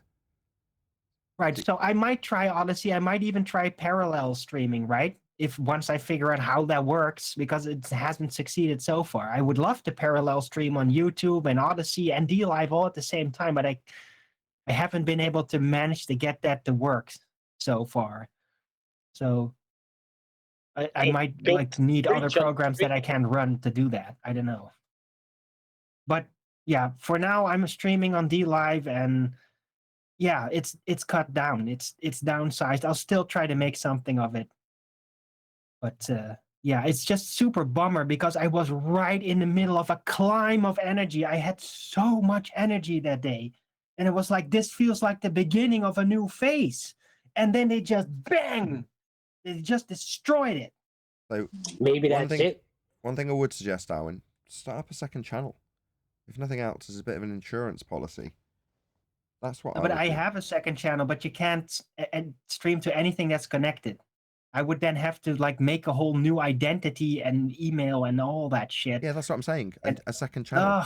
That's what a second channel is. Not just a separate sock account on your original channel. A new channel with a new email account. So all of my channels are separate channels. They're all legacy channels that all had original purposes that were different. So therefore, they were all set up separately. Some of them by me, some of them by my wife, some of them by me for work, etc., etc. So as a result, what I did was move them around and rejig them and repurpose them as I saw fit. And when I was back in the day when I was getting attacked and hammered with copyright strikes that were illegitimate, I had to do something, so I moved channels, and could because I got a second one. Well, this is an opportunity for you to do exactly that. Yeah, it's a bit of work. What have you got to do for a week? I got the perfect name. Baldwin. Do all that. Owen, I got the perfect name for you. Baldwin. The Sphere Eagle. I actually think that's an excellent idea, Neil. Yes, I think you should absolutely set up the Baldwin channel. Jesus. I have to I think think about he'd be excellent as Baldwin. I'll think about it, but not when I feel like this. I have to think about that clearly. But just having that it's name, an idea. I know you mind. said you don't want to think about it, but given that the amount of times I've asked you to stop doing something and then you immediately do it incessantly afterwards, given you know, you'll think about it. But let's think about it immediately by saying that would put you in a mindset of creating a different content on that channel. The Baldwin channel is an alter ego of you. I know you say, nah, it's part of me, I just, you know, etc. But aside from the descriptions you give of Baldwin, we all know what it is. It's your alter ego. Well, having a channel that was dedicated to that, I could imagine your imagination flowing in a different direction if you had that. Nathan, that's dangerous. You don't understand the power of the Baldwin. Once you like give him his own thing, like that's dangerous. Yeah, but listen to the clever name. You're Alwyn, Flat Earth Early Bird. This is Baldwin, Sphere Earth Eagle. Bing. You get multi. I'm sorry, my other alter ego disagrees with that. It's too much. Anyway, it's just an idea. Maybe as like a funky episode or something, a Baldwin episode, but I'm not gonna like make an entire channel like that. No way. I'd go insane. You don't. You just do it for a day or two while you've got nothing else to do, and then you've set up a channel that you've got a couple of episodes with a Baldwin on it, and then you go back to your original channel because you can. But then from that point forth, you've got a channel that's got stuff that you can do with it, that you can grow. And every time you're like, well, I'm not in the mood to go and do XYZ on Flat Earth, but I am in the mood to mess around as Baldwin for a bit, just for a laugh. Yep. Yeah, you could be Baldwin the vampire on TikTok, making shorts videos and getting thousands of views. I guarantee it. Yeah, talk shit on TikTok about Globe as an alter ego. Because as long as it's all understood, right? In other words, because of this conversation right now and previous ones about Baldwin specifically, nobody would go, check it out. Arwen's gone on TikTok to exploit the market because it's clearly in favour of anti-flat Earth by being an anti-flat Earther and just raking it in. And now everybody who's on YouTube would know full well that Baldwin's just an alter ego of a flat Earther, ultimately taking the piss out of them. But if you can get to the top of the charts of anti-flat Earth on TikTok, just because you've, you know, been put in a position where you've got a week to do something with, why not? And no one would say, look, he's lying. He's lying about believing in the globe because he wants to make the money. No, really? That's Baldwin. Really? You think they won't? What about all those people that already know me for years? Who cares? Yeah, Who cares? They will. We know what Baldwin is, don't we? Say this is not a real ball earther. He's so what? Who cares? Who cares? Go get the bag. This is the birth of I just mean it's not going to be raking in the money because I've been identified. No, John, this my wasn't face your is idea. identified. Brian came with. I think you're missing the point. You can do that. You earn money. No one on this side, because we do know you, will think anything. There might be one or two ballers that recognise you and go, "Oh, look, he's doing that." But the majority will go, "Wow, he's the best baller. He's got the best arguments for us to take to the flat earthers." Yeah, and that would be hilarious. Yeah. Who's Robbie Fowler? And you're a vampire because you're unpaid. No, we refuse to die. I'm not going there again. Do it. In less than 1 day. No, I'm not a freaking vampire. No, not the I like less than the 1 idea, year. but you guys you don't understand like what Baldwin actually does to you. Like Baldwin is safe because I'm surrounded by you guys to give the proper counterweight. On his own, it's different. In less than 1 year, Planet Peterson made yeah, it is exactly 100,018 followers. 118,000 followers in less than 1 year. Are you? Planet Peterson. Hold on. Are you a spokesman for TikTok? Really? We freaking know. Okay. We don't want to risk Arwen becoming the alter I might ego. try something like a side thing where maybe make snippet videos with Baldwin things or something, but it's never gonna like be like my channel, like actual shows, like thousands of them. Anthony Riley. Hold on, who joined us in G+? Is that you, Anthony? I think so. He asked for the link. Yeah. Wow. I knew it. Yeah. I was going to say Robbie Fowler. That's like some Liverpool player from the 90s. That's because last time he came on labelled as God, and I said you could have just put Robbie Fowler. Nice, Tony. Yeah. Robbie Fowler football was joke, a Nathan. fantastic footballer. I got to see him play several times. And even though he was obviously opposing the team I was there to watch, you watched him and went, fucking hell, he's a fantastic football player. You know, like something... it was akin to something that happened last night, actually. So I was watching a guy called Cosmic. Now, if you're into video games, you'll know who this guy is, right? He's a Mario Brothers speedrunner. And I was watching his stream, and there was people in the chat that were like, "Are you going to get a world record?" And I was watching this go by in the chat, and I'm like, these people, man. Number one, it's a huge amount of pressure to get anything like that, a world record in anything, obviously. But number two, recognize the skill. It doesn't matter that he's not necessarily achieving a world record at this very moment. Look at what he's doing, right? Look at the skill that's involved. The fact that he can talk to his bloody chat whilst doing half the speedrun on pure muscle memory, whilst jabbering to the chat. I was in awe. You just watch that sort of thing and go, wow. But it takes skill to recognize skill, and you need the senses to actually pick up on it. Well, and a maybe lot of not. people just don't have that. Well, they don't see it. I was just about to draw the comparison to Robbie Fowler. I can't kick a football, but believe me, when I watched Robbie Fowler play, you go, my God, he's just danced around 6 players. Like they weren't even there. It's just that, you know, you don't need to be able to be good at football to watch someone like that with a high degree of skill. I go, wow, that's so cool.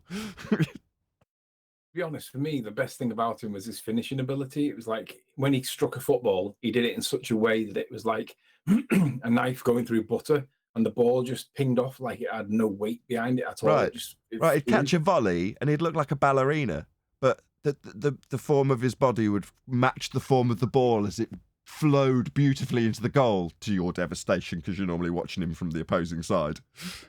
Yeah. Brilliant. I mean, one of the best finishes I've ever seen, in my opinion. Underrated, I'd say. Yeah. And the only reason he didn't do as well for England was because he was competing against Alan Shearer at the time. So, like, if Alan Shearer's ahead of you, Sheringham and Shearer, you're doing pretty well. Pulisic. The future is Pulisic and Weah. Weah? Timothy Weah, George Weah's lad, the American kid. I remember that guy that got signed for Coventry, was it? That claimed he was the cousin of George Weah. Could have been Man United, actually. I can't remember who it was now, but claimed to be the cousin of George Weah, and he was absolutely rubbish. This is definitely his son. He's quite decent. Scored in the first game against Wales. Did you see you were on the treatment yesterday, Anthony? Remind me. I did watch yesterday. I'm just trying to remember what the treatment was. QE gave you the treatment yesterday about midnight. I just happened to be up when it No, I started. didn't see that. Yeah, I watched the end part of it this morning. So yeah, he's pulling apart. No, but did I get beasted? No, it's your discussion with Tony. No. Yeah, I remember. So what has he done? Has he lambasted me, or has he credited me? Oh, he occasionally credits you. Good and bad. Good and bad, bit of both. But yeah, like I say, yesterday Huey was pulling that apart on his show. Yeah, I meant to watch it because that was the one where he said we've been breeding dogs for 30,000 years. I wish I'd have paid attention to that at the time, because like the whole of known civilization, according to current science, history, archaeology, is generally somewhere between 6,000 and 9,000. Hey, a very well-known anti-flat earther is on right now, Maria Andersick. She has 444 viewers. Just started her stream 2 minutes ago, and she's saying evolution is fake. Prove to me that evolution is fake. But she's also an anti-flat earther who debates people. Send her the link for this show and ask her to join and see if she'll join live. Yeah, there you go. There you go. She's busy making a lot of money by people sending her super chats. Tell her the super chat money would go up, like you're trying to tell us that if she came here. Send her the link and tell her to join a live show right now, and we'll have a live versus live, and we'll see who wins. Why not just go over there right now and be a guest right now? Why would we go to her show? You're the one punting it. You've got to do the groundwork. Yeah, why would we do that? Why would we go anywhere near her show? Why would we do this? Why would you do that? Why would you do that? I would do that to grab her followers.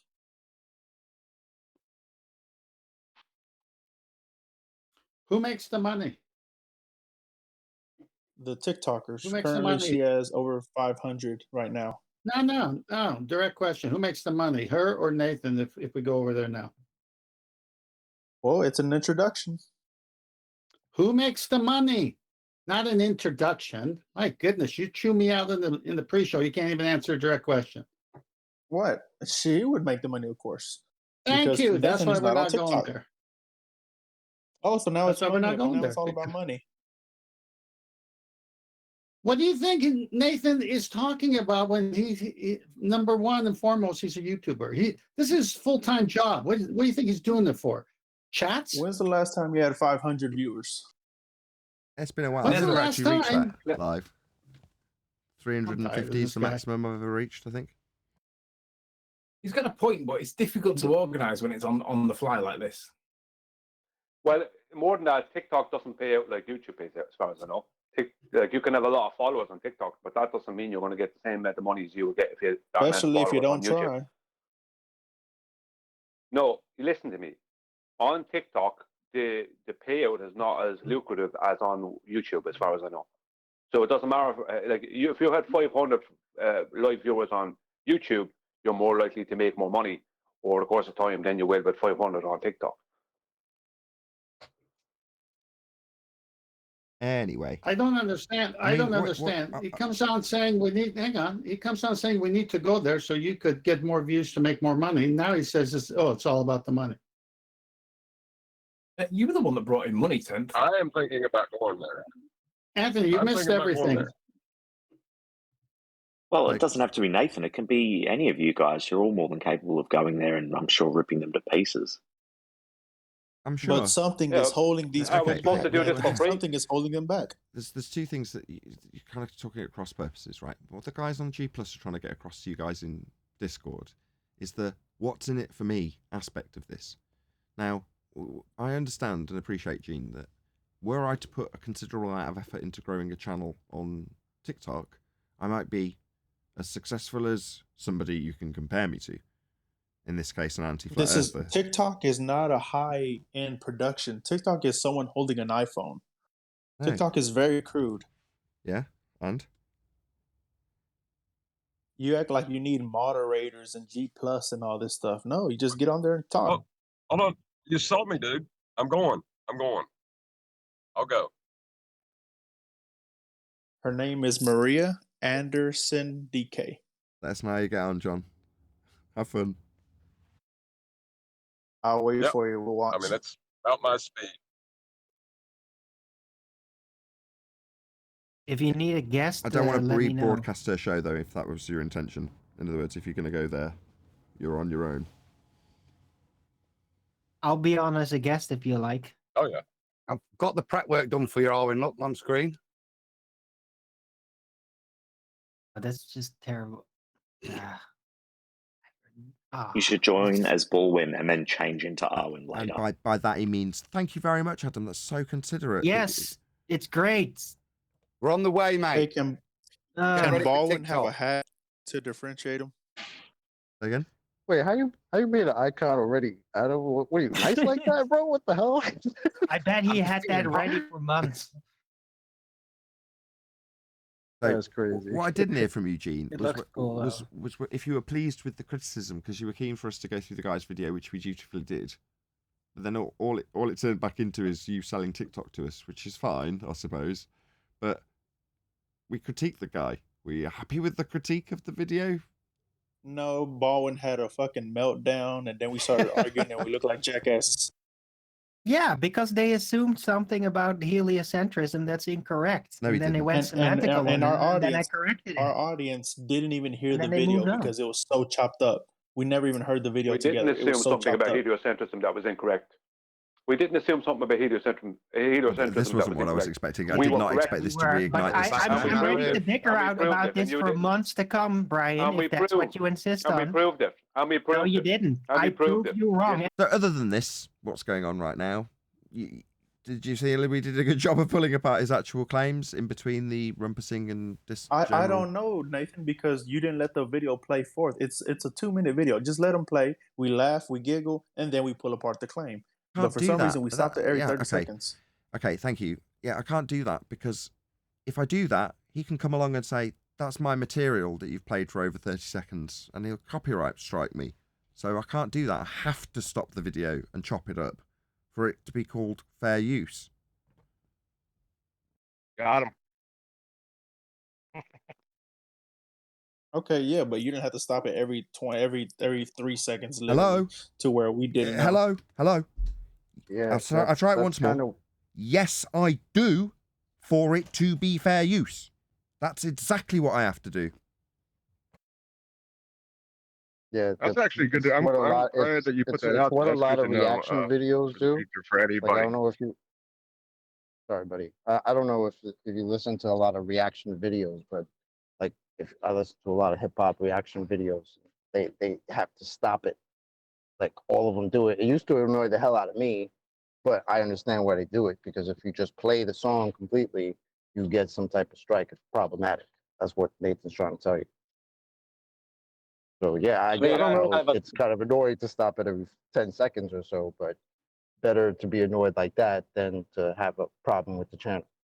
And when you've got the guy that you're correcting on the receiving end of a beasting, he's going to copyright you at any opportunity. So if he thinks that you don't qualify for the fair use bit at some point, or just vindictively does it anyway to teach you a lesson for how dare you challenge me, they're going to do that, and they do that. Exactly. And they use it as a weapon of censorship. It's the more to the point is that if they manage to string together 30 seconds without fallacy or an incorrect assumption of their own model, then you might even get it to play that amount of time. But all the ones we're listening to, literally every sentence, there's a point of correction. Yeah, exactly. There's a section in the Neil deGrasse Tyson video where they're just chit-chatting back and forth. They're not making any claims. They're having a little bit of a laugh. And in between, I've still got to stop the video. And all I could do was parrot off their maniacal laughter and then play the video again, just so there is some sort of interruption.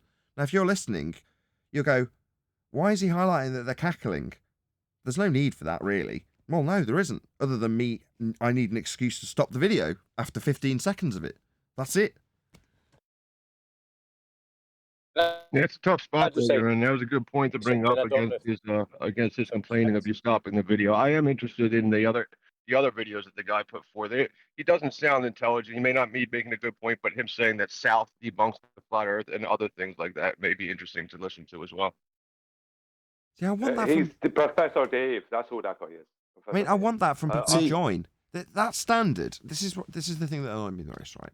When we're going through a video, and I know you're like, no one's watching that Neil deGrasse Tyson video. Well, yeah, they are.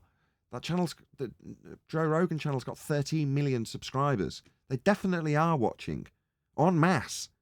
So when we go through a video like that, it's worthy of critique, generally in line with the actual claims of heliocentrism, and a familiar face for us to all know and love when we stick it on the thumbnail. Right, that's the idea. But when we critique this guy, that's the guy I want to join. Because that's the standard. His just general Joe might be popular on TikTok. His crap standard of understanding is the standard that people should be joining to tell us about. For us to tell them in person how stupid they are. As opposed to us going through their crappy videos when they're a nobody. Because he's a nobody. Now you can say, well, he's less of a nobody than you. Maybe. But Tyson's not. Joe Rogan isn't. Even Dr. Becky and Professor Dave, by comparison. You have to look Another reason why we need to label these videos. We need to label these videos clipped out and everything that says Dr. Becky rebuttal or debunked. You haven't done that, Nathan. Yeah, I have. He literally puts their pictures up there too, along with the titles. Anyway, yeah, we definitely have. You can't search through pictures. Okay. You can't search. It's getting a bit tiresome because it's coming across like you need to micromanage what I'm doing. Okay, no offense. I've been doing this for years, like literally years, and I'm still making a living from it. Now, it might be all well and good. How well have you done on TikTok, Gene? I'm offering to help. That's why I said that's not what I asked. These videos. It's not what I asked. What was that? It's not what I asked. What's that? Try and pay attention. How well have you done on TikTok, Gene? I'm not on TikTok. So why the hell would you have an attitude about it? You don't know how difficult it is, do you? I'm offering. Can you stop telling me about TikTok, right? When you've built up a channel, right, like 25,000 subscribers worth, like this channel, then you might have an opinion on it. Till then, I've heard enough from you about it. I've looked at it. I don't know how many times I've got to tell you that, but you're still blarting on about it like you've got something to say about it. You don't know what TikTok's about. You haven't got a clue what this guy has put into his TikTok channel to say, well, if you were there, you'd be doing that. Would I? Well, are you? No, you're not. So I don't know why you keep blarting on about it. Like it's just snap your fingers, go on TikTok, and suddenly you'll have 150, 300, 700 people watching you. It's not like that. It isn't. I can tell you from experience I do have that it's not like that on all sorts of different platforms that I have used. TikTok's just another one. Yeah, it's part of like the economics that they want you to keep chasing the new thing. But to that end that he's speaking on, you do anybody, not you, Nathan, but anybody has to change. Like the Google will change their algorithms and so all the other search engine platforms on purpose, like constantly changing it. Because if it just sat the same every day, every year, there'd be no jobs. Like that, they force you, oh, the new algorithm means you need to do, put up meta tags on your pictures. So now you got a bunch of people getting hired to put meta tags on your pictures, keeping job creation going. So everybody, whoever's advertising on the internet, needs to constantly be keeping up with the algorithm demands and keeping yourself relevant, no matter what. Thing is, mate, we can all take all of us can take little snippets of Nathan's videos and put them on TikTok.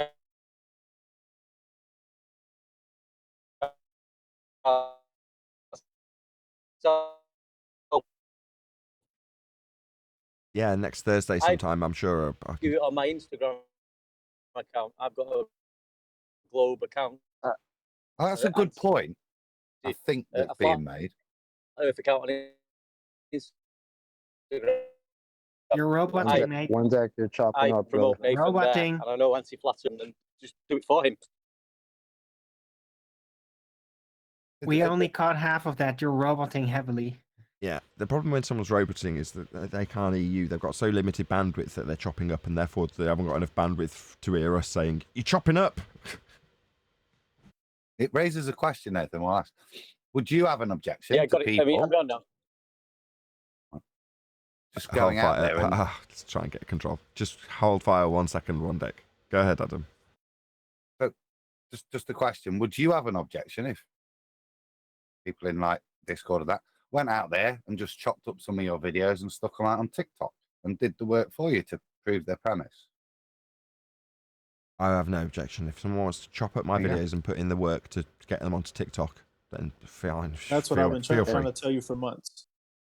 And I think that was one deck's point, right? Like the guys were asking Nathan to go on TikTok, take his videos. I mean, what episode are we on? How much? Yeah, man. Material do we have? Just take it, cut it up. This was discussed, over a month ago when we said he's got his shorts. Just go post the shorts. Now, since Nathan agreed back then, you can post the shorts. Who's done it? What's a short? It's like a TikTok version type video that he makes out of one of the YouTube videos that he's got. If So you it's subscribe to his channel, it'll show up. Like and his shorts show up on my YouTube all the time. Let's all post these videos on TikTok. Get it out there. All of us do it for him. Sure. And then hopefully you'll all have a good idea just how easy it is to build a massive massive TikTok following. I'm sure you'll all get massive immediately. And even if you have a topic, like let's say he didn't cover in one of the shorts that are pre-made for you, he basically just said, he just gave you guys permission. Take it. I mean, Globers do it all the time, right? To take it and attack us. But if you want to take a snippet of the show, use it as a weapon against one of these guys to post it or whatever, do it. You just got permission. Yeah, man. I'm stealing shit. Become the TikTok army, man. Go ahead. Again, John? That was my original point that I brought to Nathan. I said, hey, man, can I cut up your clips and put them on TikTok? Yeah, feel free. That was the first thing. There you go. They're all going to be routed. I'm going to leave a link. I'm going to route them to it. If you look on Dr. Becky, I have went under Dr. Becky's latest video and put, Nathan has just debunked your claims on Nathan Oakley 1980. I have done that. I left that comment there. Thank you very much. I'm just trying to help, Nathan. See, that's something I can, no, that's something I can get behind. Or that's something I really, really, really appreciate, because that's the only way. And it also matters to name these clips. Dr. Becky, people don't search. This ain't Yandex. We can't search through faces. We have to put Dr. Becky on there, and Professor Peterson or whatever his name is. That's what we have to do. And it doesn't help, Nathan. You could just go on when you're not doing nothing, or us. No, let's leave Nathan out of it. He's a busy man. Us, we can just say, hey, Nathan Oakley has debunked your claim on his latest video. Leave a link like that. That's all we have to do. Just put Nathan Oakley. Shane, that's exactly what I just said 10 minutes ago. That's what I'm doing on Instagram. I'm copying Tyson in it. I'm copying NASA in it. I'm copying Mac Toon in it. Just get it out there. Just go and do the work, man. Yes, I'm putting Nathan Oakley's YouTube channel in her latest video came out 3 days ago. I have put that there. I am the top comment on there. I'm the latest comment there. I do that all the time. Good job, Gene. Thanks, man. But I mean, come on, you guys, where you guys at? Anything that says space, anything that says Elon Musk, dude, I go to Elon Musk political videos and put space is fake. Nathan Oakley YouTube channel 1980 has debunked it. I always do that. Nice. Thanks Come a on, lot. you guys sound like this is brand new. Bro. See, you guys are showing your fucking age right now. You guys are showing your fucking age. That's what's happening right now. Shit sandwich time. Thank you, but yeah, no thanks. Well, we are what age we are, unfortunately, and yeah, I'm 50, so my kids are into TikTok, and I think that's why I was asking whether Nathan stuff is if he's got any issue with it, because this is flat Earth, and whilst I don't think anybody do not know dislikes who Neil deGrasse Tyson is. Dude, I'm in the middle. I don't think anybody dislikes the criticism. It's useful, it's helpful, but if you ever really want to help, then you've got to get off your backside and do something. Yeah, that's the real help. Everything I've done requires me to get off my backside and do it. And if you're willing to do that, then thanks. I look forward to seeing this stuff, because I will help get the message out there. But I'm just sticking up for Nathan. He's got a lot on, starting another thing. Like you said, for us old men that aren't into this, don't even use these platforms. They're not relevant to us. That help, I think, would be really appreciated. So long-winded this afternoon, but I think it's hopefully productive. But also, I'm happy to do what we did do, as much as I moaned about it. Don't take that. It's like I had to explain this to Neil for some months. When I'm moaning about not wanting to do something and objecting to doing it as I'm doing it, it doesn't actually mean I'm not going to be doing it and continuing to do it. I'm just moaning about it. Well, in this instance, moaning about doing this TikTok guy and all the reasons I don't want to be doing it doesn't mean I'm not going to still say, oh yeah, absolutely, I encourage you to send me more of those links of people that you want me to take apart, and I'll also, be. Can I say something, Nathan? Go ahead. Do you know Jared Peterson? No, Jared something. He had Professor Dave on last. Professor Dave on last. He hosts a podcast. I personally left a comment saying I will pay him $1,000 to debate Nathan Oakley or to have Nathan Oakley on his show, and people have thumbs up me. I do that all the time, and I have the money to do it. I said, hey, have Nathan Oakley on your show as a comment on that. I said I will pay you $1,000. Very baller-esque. And that's not a lie. That's not a lie. I will do that. But you're not getting any money out of that, Nathan. He's getting $1,000. Just want to point that out. Yeah. Nathan gets nothing. No, to come on the Nathan Oakley show. Yeah. Anyway, I appreciate the sentiment, and I am grateful. I also add in the comment, I said, who else is offering you this money to debate this subject? I asked that. Why don't you offer Nathan $1,000 right now and pick a show, see what he says? Got different ends. It's not what he's trying to achieve, and I'd be rude to suggest that. Why? Because he's got a motivation, right? His motivation, Gene's motivation, is to spread the word throughout the anti-flat Earth community, and the word is this: what we discuss, right? And he's using me as the poster child of that word that we disseminate in terms of the debunkings of the globe and the proof that a flat Earth exists. And he wants that to be disseminated into the corners of TikTok and various other platforms that he peruses. I get it. Who wouldn't want that? Nobody's going to disagree with him. But he's calling me fucking old, so he can go to hell and die. Yeah, in contrast, I saw a post on TikTok today that said any reference to the 1980s. You know, everybody talks about how the 80s are great. In 8 years, the 1980s will be 50 years ago. So. Yeah, just keep rubbing it in. Go on. Thanks for reminding me. Yeah, Thanks. so what? So what? It was still a better time than now. You hear? Yeah, we're Generation X, boy. We know it all. We've seen the transition from non-electronic computerized society to electronic computerized society with internet. Okay, we used to have like palm tops and cassette tapes. Oh yeah, those were the days. We've seen the age of when we walked on the moon, and then we're here where we can't do that anymore because technology went backwards. Yeah, and you had to be rich to have like a mobile phone that's like as large as, well, really large as like a speakerphone or whatever. Big thing, right? That you carried around. What do your feet but you look were like, super Nathan? cool for having one. My feet? You calling me fat now? No, what do your feet look like? Maybe we can get an OnlyFans. Okay.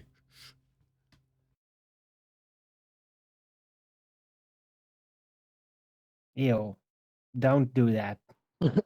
One thing I did suggest to my wife after watching a load of other YouTubers do adverts for HelloFresh. Well, I don't know about HelloFresh. I didn't particularly like it, but my wife gets this delivery food thing called Gusto. Same thing as HelloFresh, but from a different company that we prefer. We've had it for years. I was discussing it with her. I was like, well, we've been having this for years, haven't we? And I said to her, get in touch with them. Tell them I've got 25,000 people that would listen to me telling them that I've been doing this, i.e. Gusto, for several years, and that they should go and buy their products. So get money for that. That's what I did tell my wife to do to generate more income. Contact Gusto, see if you can get them to sponsor me. Because I wouldn't feel like I was selling out. I've always said, a few times in the past, that people have said, why don't you go and get a sponsorship? And I've told them about various different people have contacted me about games they want promoting and various other things. And I've always ignored them or turned them down if they've actually contacted me by name. And it's because if I'm not playing some game that they want me to promote, I can't promote it. I just feel dirty doing it. Well, therefore, it's like limited to, I want to promote things that I've actually got, or I can actually say, I do actually have this and I like it and I use it. Therefore, if you're giving me money to promote it, fine. That's symbiotic. It works. It doesn't make me feel dirty. Those are the best deals. It's just one of them, isn't it? If you've got something that you can promote, it's like, well, what's getting promoted on YouTube? Hello, I Fresh. always thought that was slimy. I always thought any advertisement, any selling is slimy. I would always want this person to say, hey, I don't make $1 off this. I would appreciate it if you would donate. I mean, that'd be the best way. I'd give $1 each time. I'd go. If you have that ability to live like that and get around, yeah, sure, why not? Well, it depends on your attitude. I mean, I used to be a salesman, so having to go into somebody's establishment or home in some instances and go, I want you to give me money for this item, didn't ever make me feel dirty, because that's what makes the world go round in terms of, that's the society we live in. So in this respect, it's like that's just another transaction. However, in that regard, I'd only want to promote things that I actually did believe the things I was saying. In other words, if I was to say to an audience, go out and buy X product, it's absolutely awesome, I'd want to be saying it because I'd got X product and thought it was absolutely awesome. And if I didn't, I wouldn't want to be saying it. So in that respect, I was like, outside of the box, what actual things could I get a sponsorship for? Well, there's not very many. So I was like, well, you've been buying Gusto for years. Give them a ring or phone them, find out who's in marketing, see if they'll give me money to promote their product, because I would be able to do it. Like I don't feel dirty telling you now. They're not giving me a penny piece right now. I love Gusto. It's so tasty. My wife was crap at cooking till Gusto came along. Does that not sound like a really wicked advert? It's because it's true. So why not get money for that? That's my attitude.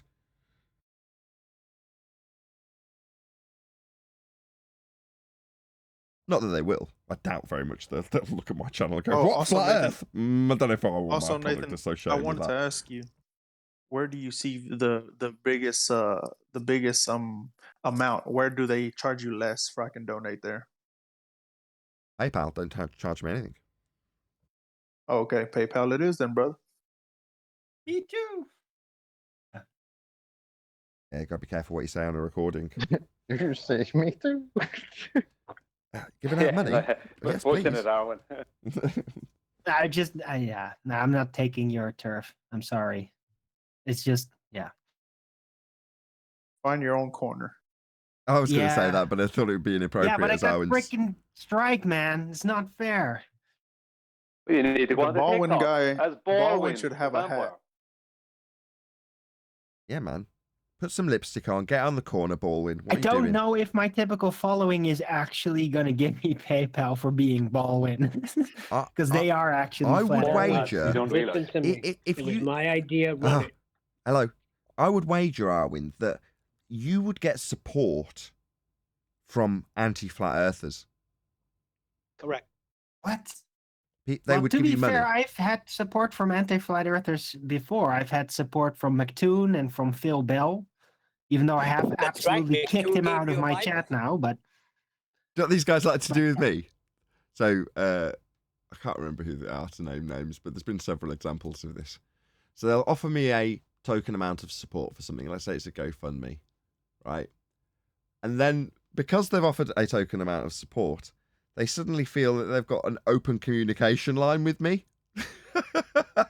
Like, hello, if you guys, and you know who you are, right? These guys that you, how can I phrase this so it's like I'm speaking to one of them?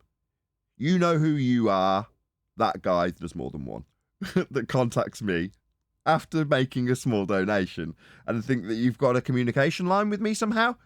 No, you just have to keep paying me if you actually want me to read your messages, because I don't.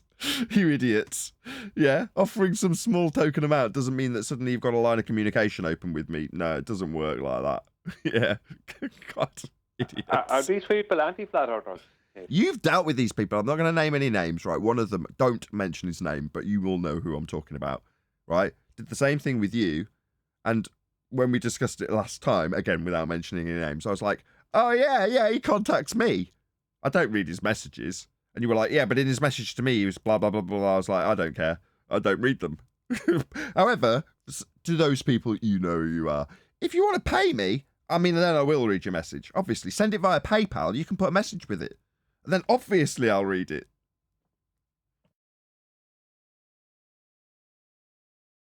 yeah, until they start trolling you with like 5-cent messages and all that. Because they've done that before, and eventually I just rejected it because they were literally spamming me with like anti-flat Earth trolling by giving me like that's not what I mean. micro I mean, if you've got a PayPals. substantial, very annoying. Sure, but if you've got a substantial message that you actually want to send to me by whatever means, GoFundMe or Patreon or email, because you've got hold of my email address.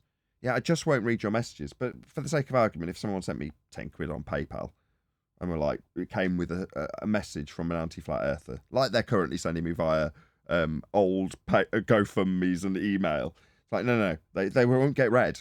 Number one, I don't have the time, right? Even if I did, I wouldn't read them. I'm not interested in what you've got to ask me, right? But if that came with 10 quid, yeah, I'd definitely read it. No, what you're saying is, oh, well, they'll just spam me with 2p's. Well, I'll just ignore that too. No worries.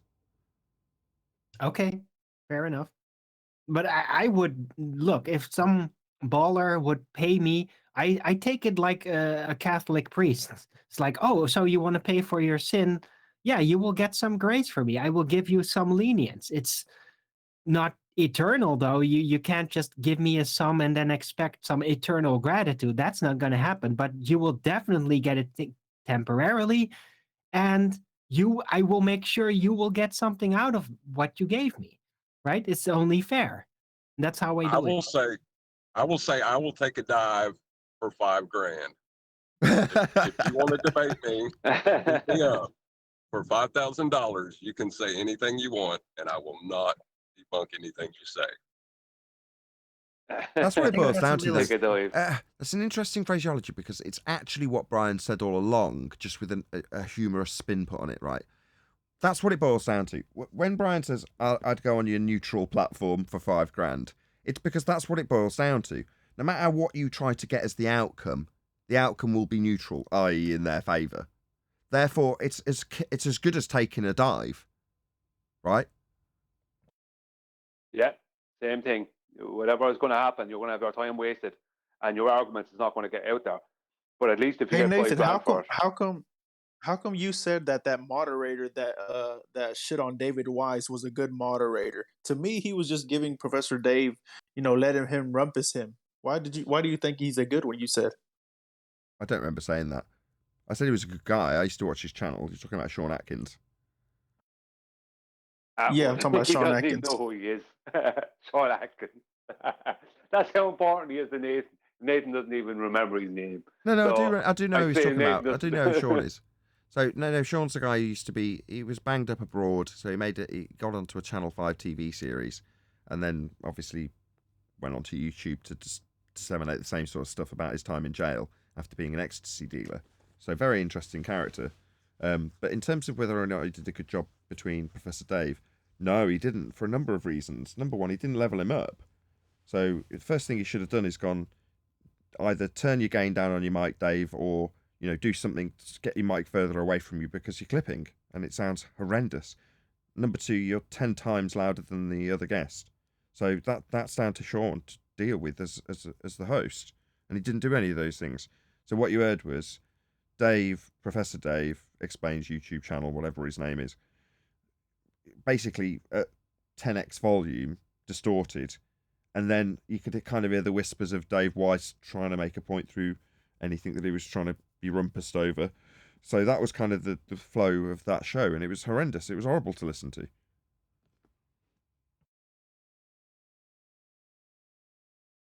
But I like him as a YouTuber. I like his stories about being in jail.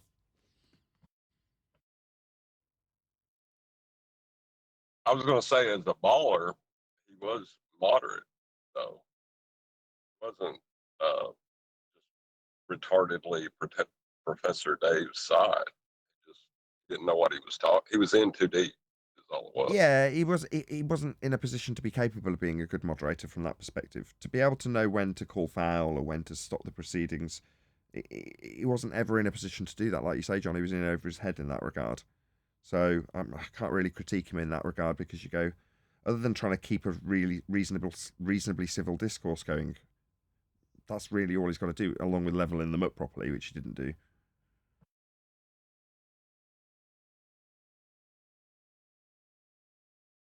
They're all around pretty crap then, really. If I ever said that he was a great moderator, then I take it back. Well, no.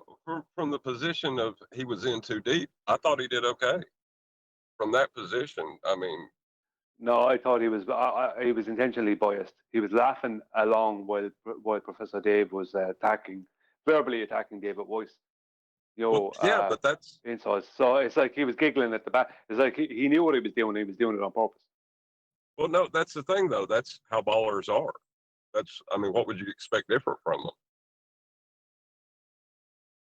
Yeah, I see your point. I get your point, but I mean, it was even with all that added weight in Professor Dave's corner, the comments were still behind David Weiss simply because David Weiss wasn't being an asshole to him. Even people who were on Professor Dave's side were still saying, well, Professor Dave wasn't a good show here, simply because of his attitude.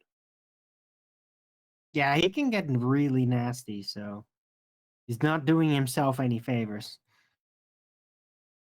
But it's conditioned into people. Again, I think what John's trying to say is on the scale of how people behave towards flat earthers, he was just par for the course. Meh would be my attitude in that regard, right? He wasn't overly harsh towards David Weiss. Was he ridiculing Dave Weiss for being a flat earther directly? No. Was he going along to get along with a person who's essentially in the same cult as him? Yeah. But that's par for the course, isn't it? Yeah, so I don't think you can judge him on that. It's just how the brainwashing works. I mean, you don't know what you don't know. Yeah, and often seemingly reasonable people will become very unreasonable or tolerate totally unreasonable behaviour, in that case bullying, right? Because it seems acceptable at a surface level.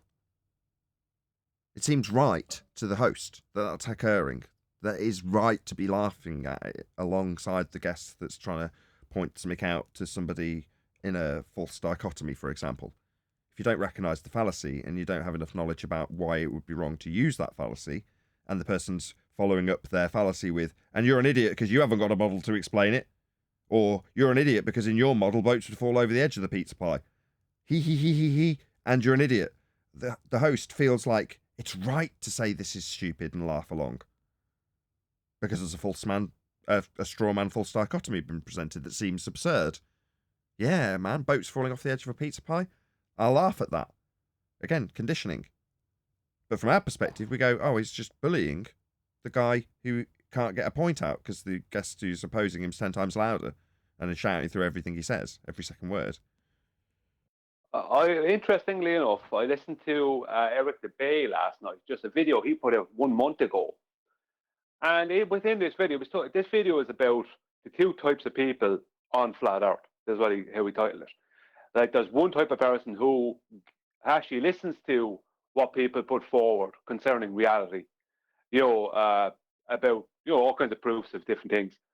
And then there's the other type of person who just doesn't want to hear it and will just blankly go against it and ridicule it or whatever. But he did a breakdown of both people.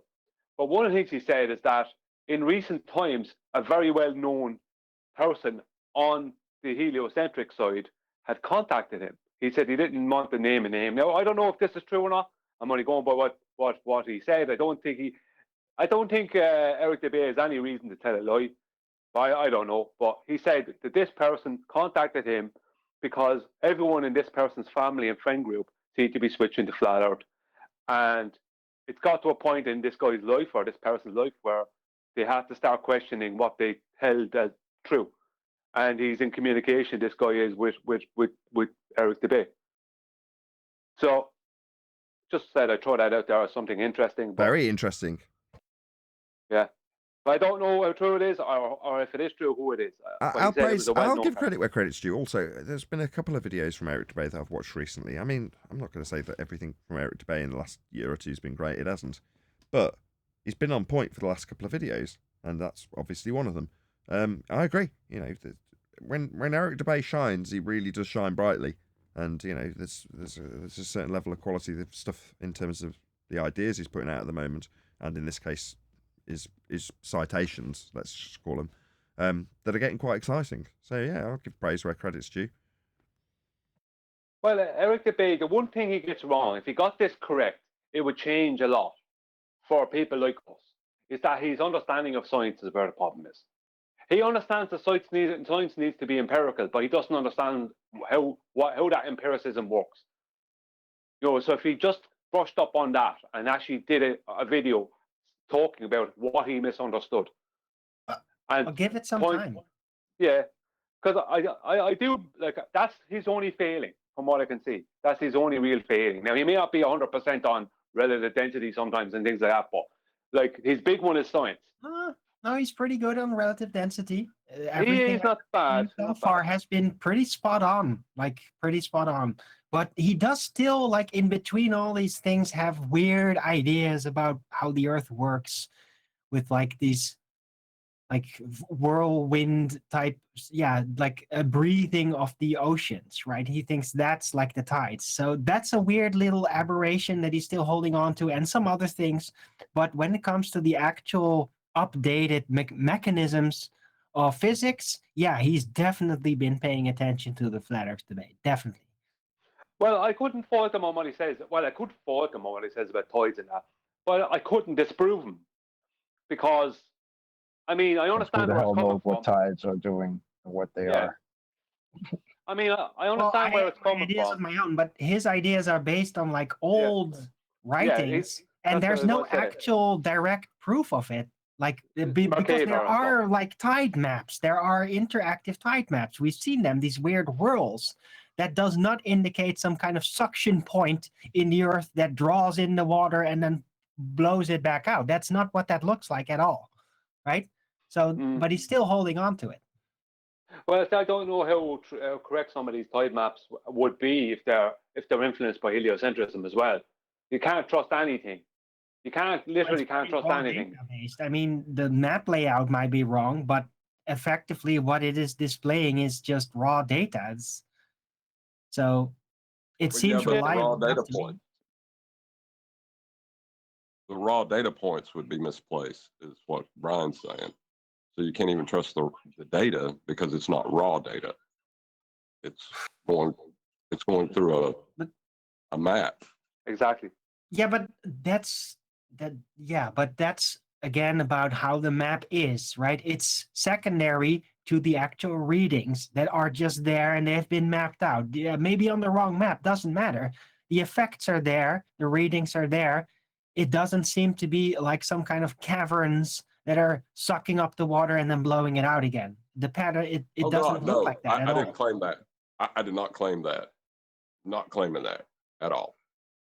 Okay. I'm just saying that the data, when you put it into the map, right, you're always going to get that distortion because it's always a flat Earth angle measurements taken into the celestial sphere, then rolled out on a cylinder, and then put into what other configurations that you know, it's always going to be there's some map distortion. I get it. Yeah, of course. But that doesn't take away from the readings, right? They might be a little warped, but it's still those readings, it's still those patterns. Like the warping is not going to make it look completely, totally different, right? And so the readings seem to be like what I call angel spoons, as kind of a joke maybe. So like this weird magnetic seemingly twirl that just happens. That's what I assume it is. I don't know what it is exactly. Just interrupt for 1 second. And Alwyn. not some suction. I'm really sorry. Am I correct in saying that Alwyn's not picking up what you're putting down on account of the fact that... Oh, excuse me 1 sec. I didn't get out of what John said that it's completely fabricated, but it might be. I have to concede. I don't know where the data even came from. I don't know who made that. Sorry, but that's the data 1 second. that I'm sorry, Alwyn. I'm sorry. What warping? Where John was trying to explain to you that the warping you're trying to describe isn't actually in actuality occurring. You're now describing it like it is actually something that's occurring. I don't know if you've missed that. The projection versus the actual terrain. There's going to be warping because maps. Yeah, we get it. I get it. That's what I was referencing. I just say it's the moon's gravity having a tug of war with the Earth's gravity, and the moon wins. Ha ha. Prove me wrong. But that story is just so ridiculous. I mean, but it's a cool story, man. There's a tug of war going on between two forces or the same force. That's not a force. It's exciting, man. Yeah, super. But not even ballers believe that. They just never think about it because it's like one of the most egregious, illogical nonsense stories ever. They do believe it. That's why some of them choose not to think about it. But a lot of them do believe it, though. Like they literally think that the water on this earth is here and sticking to the outside of a ball because of this quote unquote force that's not a force called gravity, and that the quote unquote force that's not a force called gravity from the moon is actually manipulating the water, the same water that's being held to the earth by its gravity. They believe this crap. Right, tides in non-linear fashion with its orbit. Makes so much sense. Yeah. Well, hold on. And then the air in between that tug of war, that just stays right here. Well, do they really believe that? Because like in that video we watched that guy where he says, well, air pressure is in all directions. He pointed out that air pressure. But I don't think any ballers actually believe this, but it is the claim. Just like Coriolis deviation causing the football to hit that goal is effectively a heliocentric claim. But the moon is just much more ridiculous, even. John, the only reason he's saying that is because he knows that he can't prove that there's a downward bias to gas. That's the only reason he's saying that. Right. But the actual heliocentric claim is that there is a downward bias to gas. And it does. No, I agree. Atmospheric gas law asserts layers of density pressing down upon each other. It's tricky because officially, technically, it doesn't anymore because Einstein threw it all out of the door, but that doesn't actually replace anything. So people still hold on to it in their minds unofficially. And yes, gas going down, go boom, boom is unofficially. So yeah, you would have to classify it anti-flat Earth. It's just as soon as you start to think about it and realize what's official, then you have to throw that out. But anti-flat Earthers won't. And most regular people won't either. Because they're the ones who have to defend it. If you're just a normie and you just hear the mainstream story, you just believe it. And if you don't have to defend it, you just believe it. It's okay. You can go to sleep very comfortably at night. But if you have to defend it, yeah, if you got to step up to the game and defend it, it becomes a little tougher. Because now you're defending something that you think is a force, not really a force, hasn't been one in 107 years. And that's a problem. And that's probably where you give up, unless you're a mathematician. Well, no, that's hold on a sec. If you're going to assert maths, right, you would definitely demand a measurement of the radius. So it's pseudo mathematicians. What? No, mathematicians don't ask for measurements. They ask for calculations. They models, just want the numbers. Just give them the numbers. They don't need to shut up and calculate. Hold on. Stop. What? That's not what you got to remember where we are, what we're talking about contextually. Well, if we're talking about the maths of anything, we're going to be talking about the maths when it comes to the nature of Earth. Therefore, what John's saying is, given the arena, given the context of what we discuss, whenever maths is discussed, we're going to want measurements, not calculations. That's what he's really saying.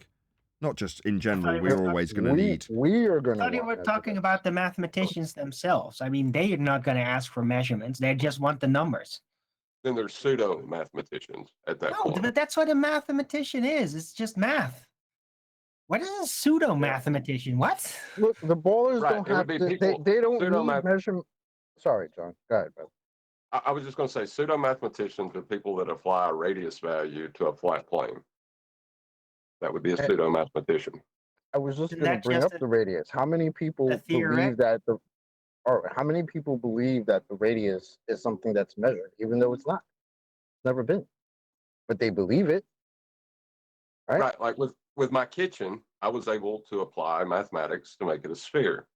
It's not make my kitchen a sphere. It makes my use of mathematics pseudo, a sham. No, it's just conceptual, and mathematicians can do that because they're not. They don't have to work in the really is level. That's the luxury of being a mathematician. In the context of what we're talking about, no, I don't know why you're arguing against this, Arwen. It just seems like you're being argumentative for the sake of it, to be honest.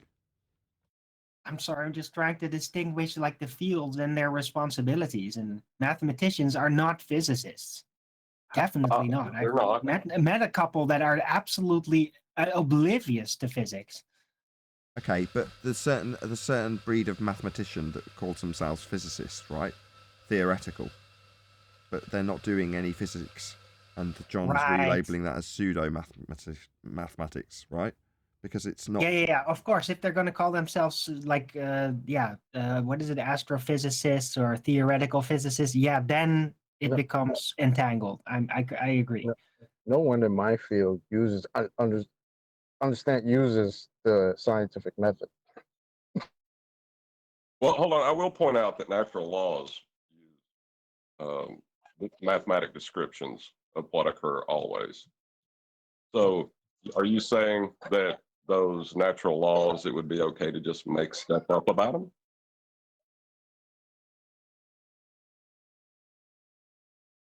If you just made it up.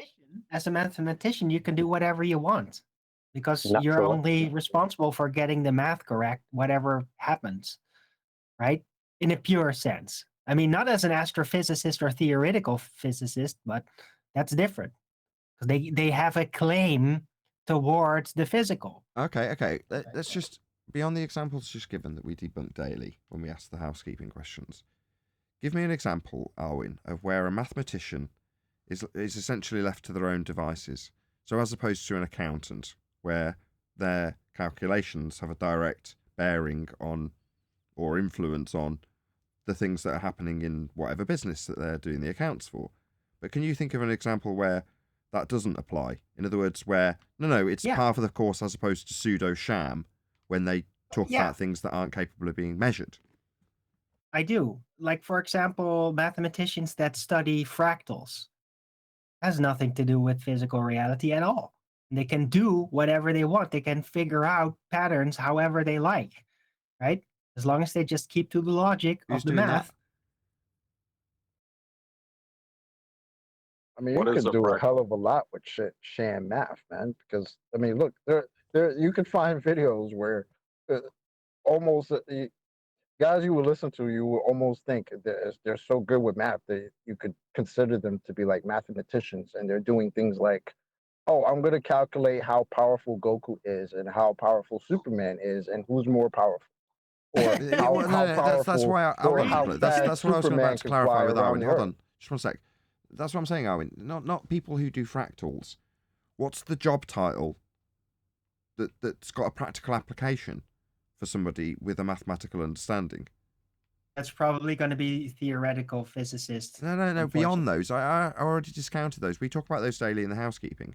But if you're going to say, oh, no, I object to you calling it pseudo-maths because you can, as a mathematician, just do whatever you like. Well, that might be true, but where's that in a practical society that might pay you a wage actually useful? Okay. Well, this is slight straw man, but please indulge me. Like, what I would call a pseudo-mathematician would be like woke math telling people that 2 + 2 is 5 somehow. That would be woke math because it's trying to break the logic of the math itself, right? Through like crazy applying thinking. a radius value to a flat plane. No, but that's different because that's virtual. We got you there. That's a virtual model. Arwin, we got you still there. Cohesive. We got you there. It took a while. Now you're in agreement with John. Okay, cool. Yeah, so the people who would bend radii like a kitchen into a spherical surface, yeah, pseudo-mathematicians. Right. You're in agreement. Or mathematicians that would claim, or math enthusiasts that triangles can be bent, that sort of thing. That's pseudo-math. That's where the logic of the math itself is infringed upon. Or to put it another way, rather than the last 10 minutes of discussion. Good point, John. Thank you. Okay. Yeah, I agree, I guess. Good to know. It wasn't like pulling teeth or anything, Arwin. It's all good. I know I'm a little difficult today. All right, we're giving you plenty of leeway today, Arwin. You've had a shit one. Yeah, it's rough, man. I can't believe they give you a strike and you don't even know why. But it's just like practically it's not even that bad. It's just I still have emotions, right? And it really hurts because I really do my best with what I do, including to YouTube. As you basically try to be a YouTuber, Nathan, and really care for YouTube, I do too. And then for this to happen, that's really hurts, right? Because I've really like invested part of my mind trying to figure out how can we save YouTube, the people that are actually YouTubers, from this crazy bloating system, right? And I don't want to get into politics, but you know what I mean, right? I really care for you. Maybe Elon Musk will buy YouTube and start driving a bunch of people. Oh God, please no. That's just gonna make things worse. Well, how bad could it be? You're already getting strikes for what you're saying is you should have gotten. I mean, apparently it's already bad. Every time I listen to a YouTube video, they always actually get kicked off. But that's what I'm saying. It's already bad. What are you gonna say? It's gonna get worse? There are already people on YouTube who will hesitate to say certain things. It's like you don't even have the freedom to speak, right? You can't. You just talk about whatever topic you would like. It's already bad. Right? I know. Maybe I'm trying to save a sinking ship, but I can't help it. Arwin, let me ask you a question. Are you afraid that you're going to go back to the ball if you become Baldwin without us there to balance you out? That's the segue. No, but I am afraid that I might literally go insane in a different way. No, it's not funny. It's not funny. Okay? Sounds funny. Doing Baldwin in a way is, a little, it's kind of burdensome in a way. And it only works because you guys are around. That's why it works so well.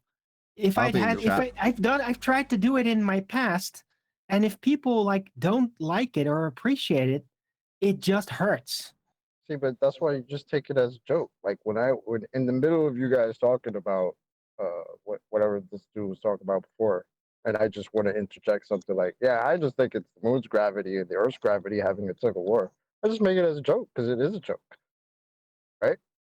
Exactly. Heliocentrism is technically a joke, but that doesn't mean you have to be incorrect about the details of it. Owen, you can handle this, Owen. Maybe.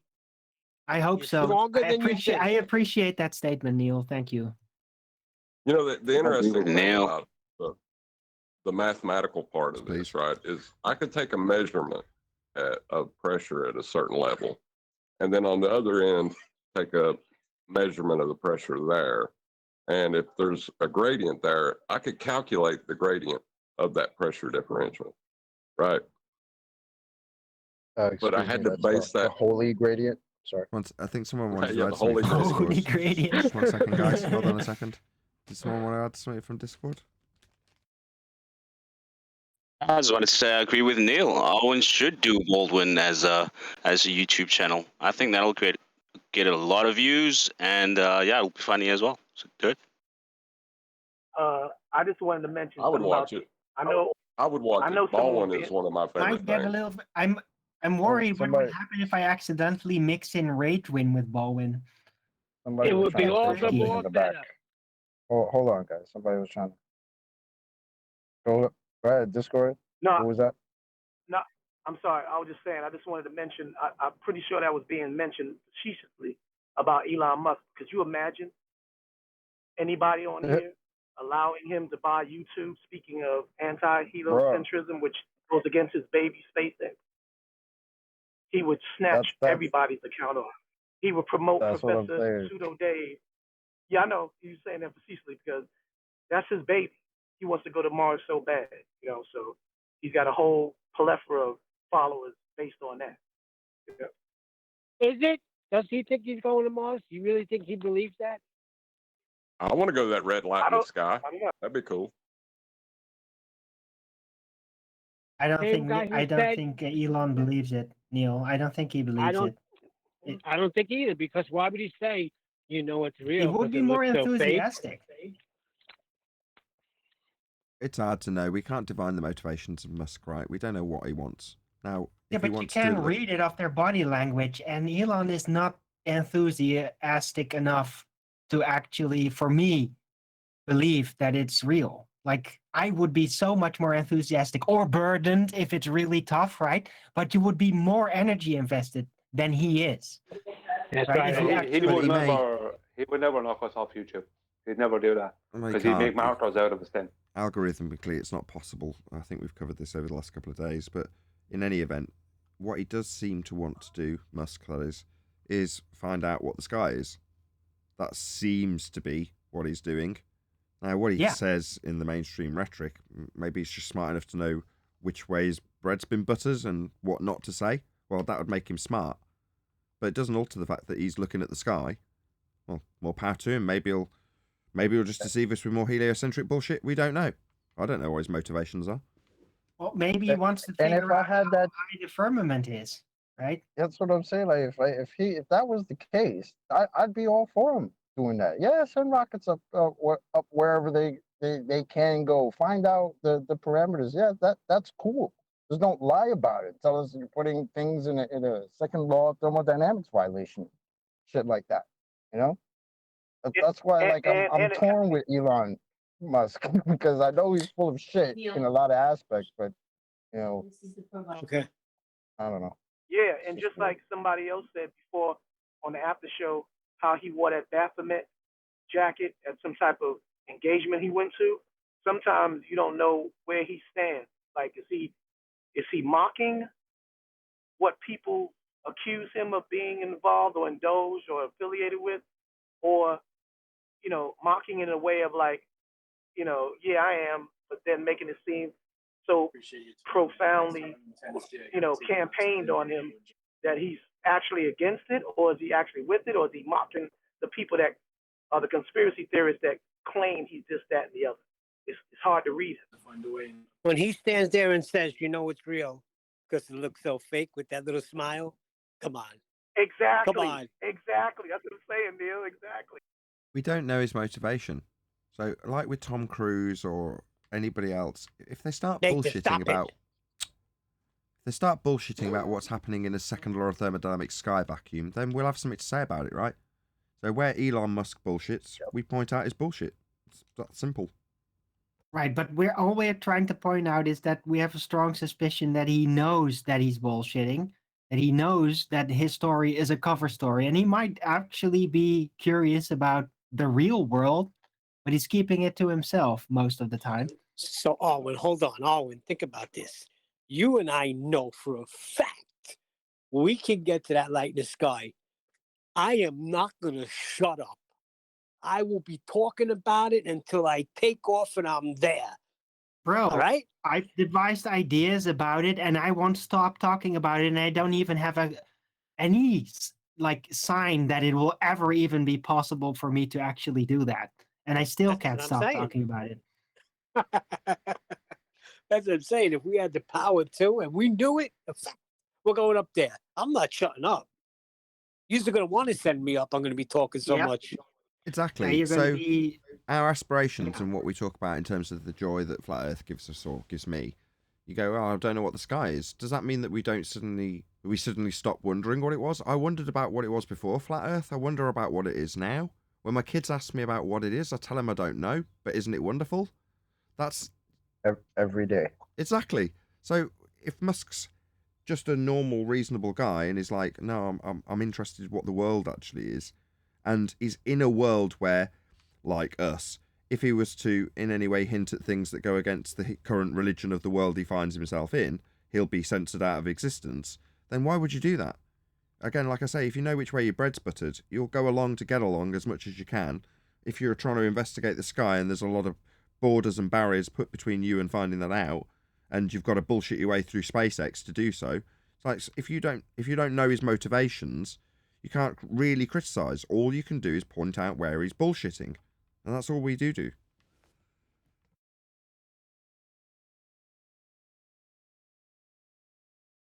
Either way, I like people that tend to drive most again. mainstream crazy, and he currently is doing that. Me too. Even all the people that love him because of his supposed activities in the second law of thermodynamics violation, even they are starting to turn on him because of other factors, and to me, it's hilarious. So he's kind of garnered a little bit of admiration for me just because he has a sense of humor and he goes at these people kind of crazy. It's funny. It's an interesting folly, but we shouldn't concern ourselves with what they do, only what we do. We concern ourselves with what we do, not what they do. Yep. I do like, though, that there is this mass supposed celebrity exits off of Twitter. That is pretty funny. All these people with their feelings. What's their objection? I didn't know this. Yeah, because Elon Musk is allowing free speech, basically.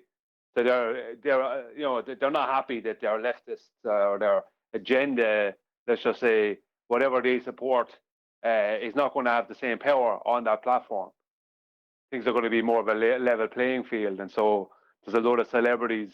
A lot of them are their celebrities have gone past that prime, and they're leaving Twitter because Elon Musk is allowing, he's reinstating people like Donald Trump, Jordan Peterson, etc., and back onto the platform, who were unfairly dismissed in the first place. Things like that. So he's reinstating a lot of people that a lot of people on there were happy were gone because they didn't have to deal with those people. But when those people are there, it's a more of a level playing field. So it's a little bit like YouTube deciding, Nathan, to level the playing field between you and the anti-flat earthers. It was like they wouldn't be happy about that. They'd be looking for some other platform, because they wouldn't be happy about the fact that I see. You would be getting a promotion. A better comparison would be, so There's only the opportunity to respond in comment sections to people saying flat earthers are stupid.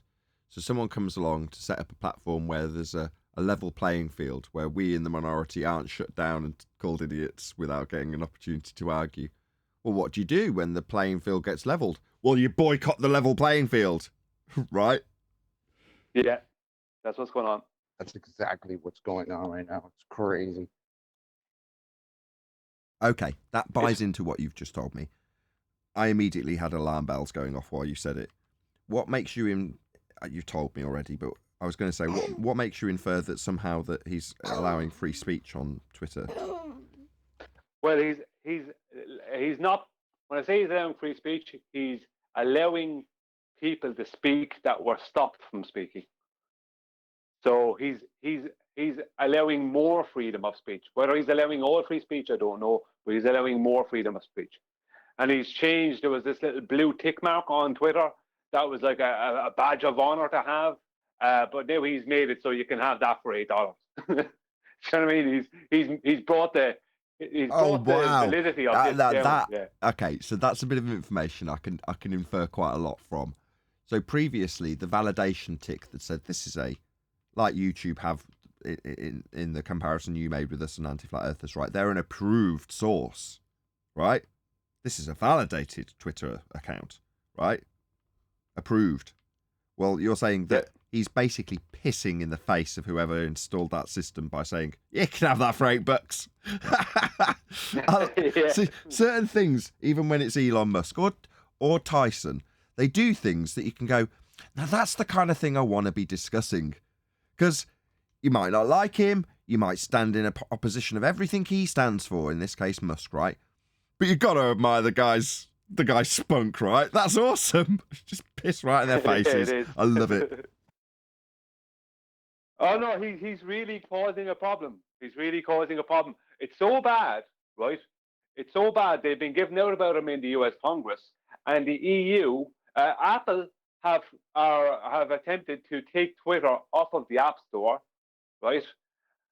While simultaneously, I'm not going to go into what else they're doing because I don't want to have problems with the show, while simultaneously supporting a communist regime somewhere else. But they've attempted to take Twitter now off the App Store because Elon Musk is allowing this stuff, is allowing people back on who were unfairly dismissed, and he's allowing more level playing field, basically.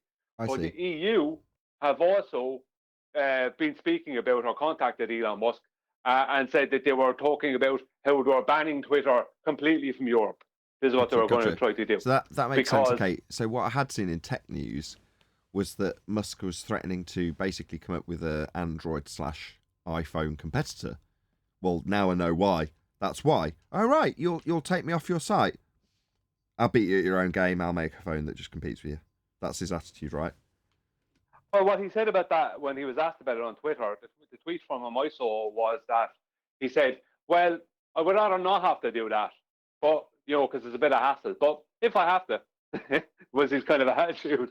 Well, that's the attitude you should take. All right, oh, fine, I'll beat you at your own game. Either play by the rules, and if they're laying down the rules, you've got to play by them, or you go, I don't want to play by your rules. I'll have to make my own rule book, but that means I've got to make my own playing field. Like I did, right? It's perfect paralleling between this and what was the debate circuit before I created Flat Earth Debate. I would go out, as would Arwin and a whole bunch of Brian, a whole bunch of us that could all concur to this, right? You go out on the circuit and you got turned down and muted immediately. You wouldn't get to make half a point before you were rumpused, right? So to combat that, I'm like, how can I level this playing field? Which is why I got a bit frustrated with Gene earlier when he's like, oh, just go on TikTok. It's like, there's more to leveling the playing field than just opening a TikTok account. Now, in the case of YouTube, I'd go out, even though I was making my Flat Earth videos consistently and doing my Flat Earth interviews, when it came to debate, there was no level playing field. There was a very one-sided, totally biased towards the globe and shutting down anything that a Flat Earther said and ridiculing them immediately, poisoning the well before you even got there, letting a revolving door of ballers attack you at nausea, all of the things that you would find objectionable if you were in any debate arena, but totally tolerable in Flat Earth. So what you do? You go your own way. You go, oh, fuck this, I'll do it myself then.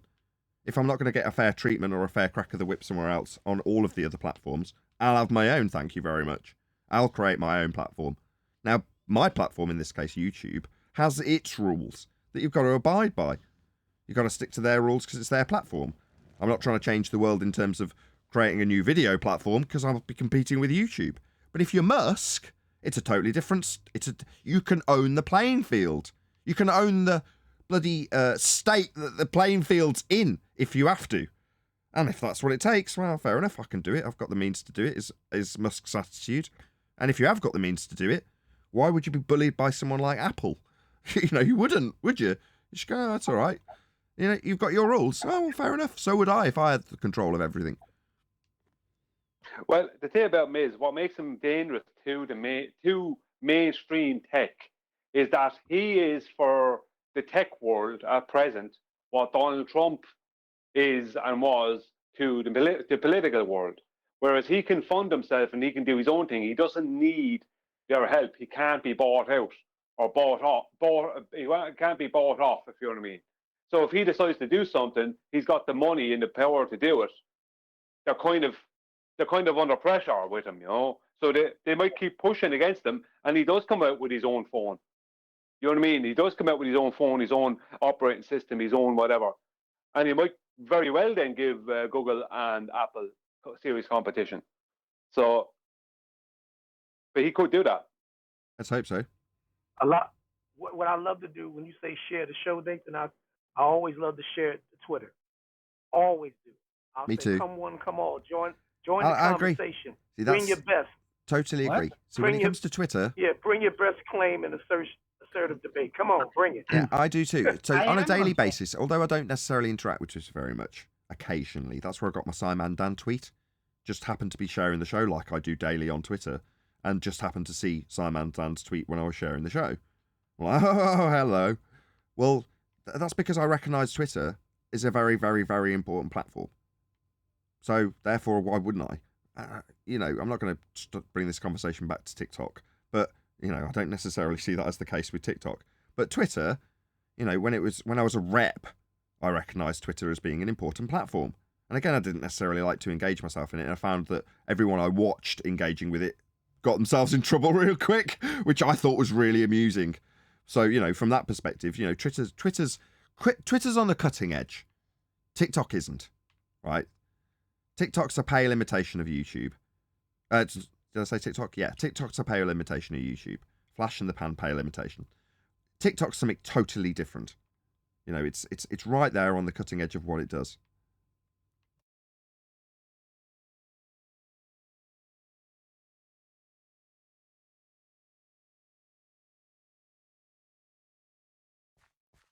Yeah, well, Twitter. See, if I was going to buy outside of YouTube, if I was going to be one social media site or platform, it would definitely have been Twitter. It wouldn't have been Facebook or some of the others. It would have been Twitter, definitely. Twitter is where the real power is, because a person can interact with a famous person.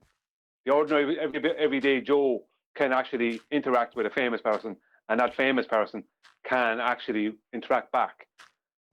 So people have done it in the past few weeks. People have tweeted Elon Musk, and he's tweeted back to them. Just everyday people. Exactly.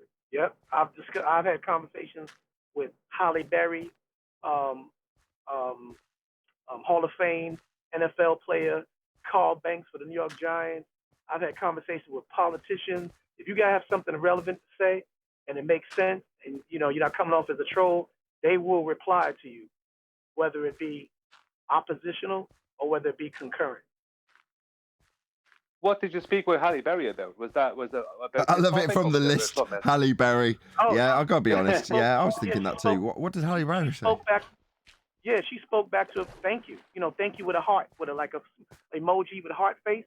She shares things with her fans, and if you say something that's, I'm not saying I have game or swag, but if you say something that's, that's commendable and that kind of sparks her attention, that's different from the regular, I love you, Holly. You know what I'm saying?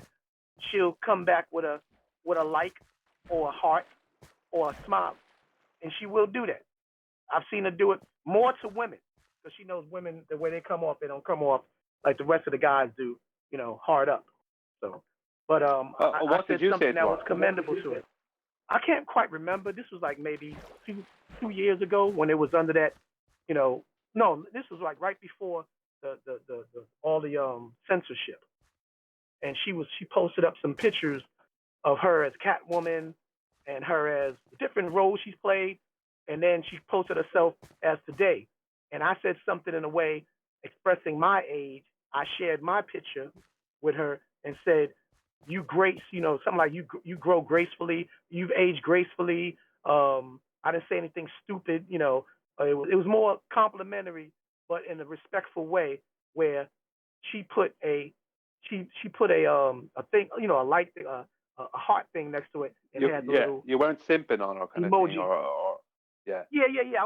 I wasn't coming off like, you know what I'm saying? I even mentioned my wife and my children. You know what I'm saying? I did it like that. I came to her like a family cat that's not trying to come off like, I'm holding my hands while I'm talking to you. That kind, she gets a lot of that.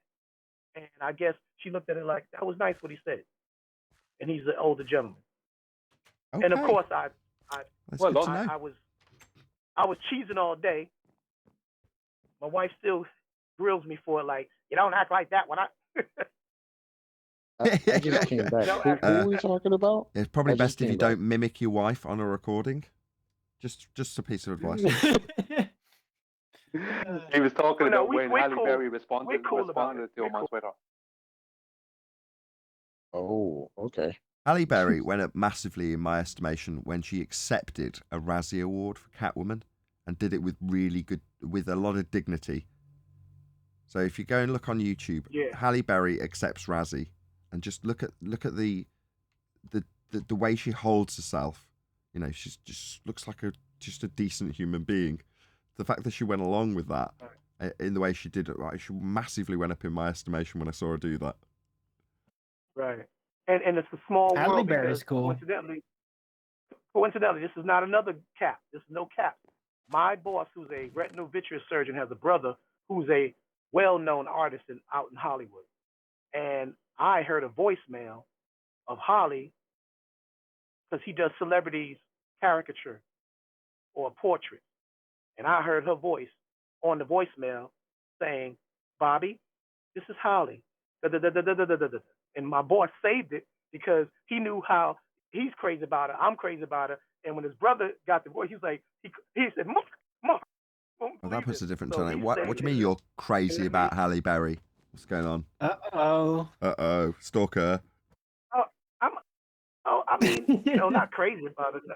Not crazy in the literal form, just like, I just I'm a fan of her. Not a fanatic, but a fan. Fan with just 3 letters, fan. Like, I guess I fan myself when I don't know. You just really appreciate her. We get it. I appreciate her. Yes, I appreciate her. I wasn't too much of a fan on the other one she did with Billy Bob Thornton. I didn't like that. Hollis Ball or something like that. Monsters Ball. What an excellent movie. You're joking, right? I love that movie. Fantastic movie. You didn't like Monsters Ball? That was absolutely glorious. I love Monsters. I love Monsters Ball. It's just that I didn't think she had to go there to. Yes, she did. Go there. You're talking about Hold one of the on. finest pieces of acting in modern cinema. That was an absolutely sensational performance. He didn't like her character. Leave the man say his piece. No. I mean, I did love the whole movie. I liked the character, but they didn't have to do that. She was good enough on Swordfish when she. See, I know her work. Swordfish when she showed the world her tatas. That was cool. But that part was like, if she wasn't Holly and it was a B-rated flick, you would think it was a soft porn movie. I guess that's how I looked at it. I don't know. She's better than that. That's all. What? That might be She's better than all on you, bro. She's better than that. She's better than that. Think about it. Think about the many actresses. Think about the many actresses that's out there that have not had to do that type of scene, and they still respected as good thespians. You don't understand. Yeah, Billy Bob Thornton. Hold on 1 second. Billy Bob Thornton is a legend, if you know what I mean.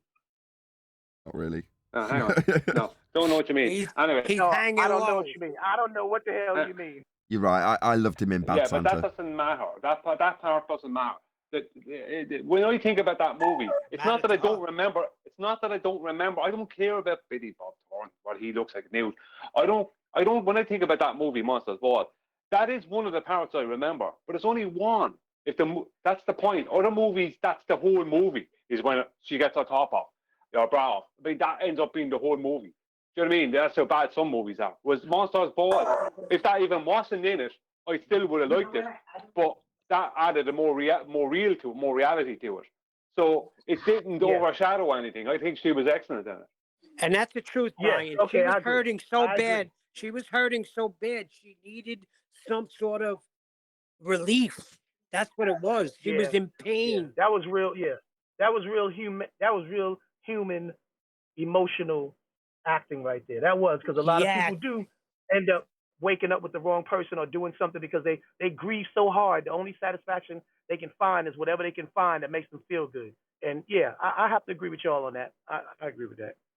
Okay. But I think that's what's also made her. And he was in pain too. Look at him. His father was a racist. Can we stop with the critique of Monsters Ball? Are we done? Wait a minute. I believe that's what made her and David Justice break up, though. Oh no, Eric Benet, the R&B singer. I think so. I think a lot of because right after she did that movie, Angelina Jolie and Billy Bob broke up. Look at It's turning into a movie gossip magazine format now. yeah. Oh, calm down now. After that, she was saying, Billy Bob, Billy Bob.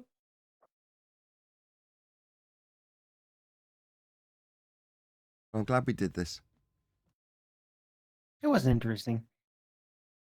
I'm actually downloading movies or Monsters Ball. To be fair, I was purely improvising. I've never actually seen it.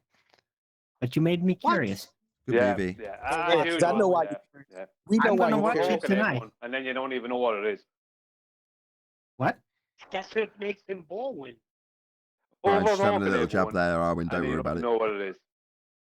No, I just know how to improvise, and I ride on the metadata of you people that have watched it to size up contemporarily how well it is, and then I go with that model. It's something I do. So, and I trust you guys that it's a good movie because you gave me plenty of data.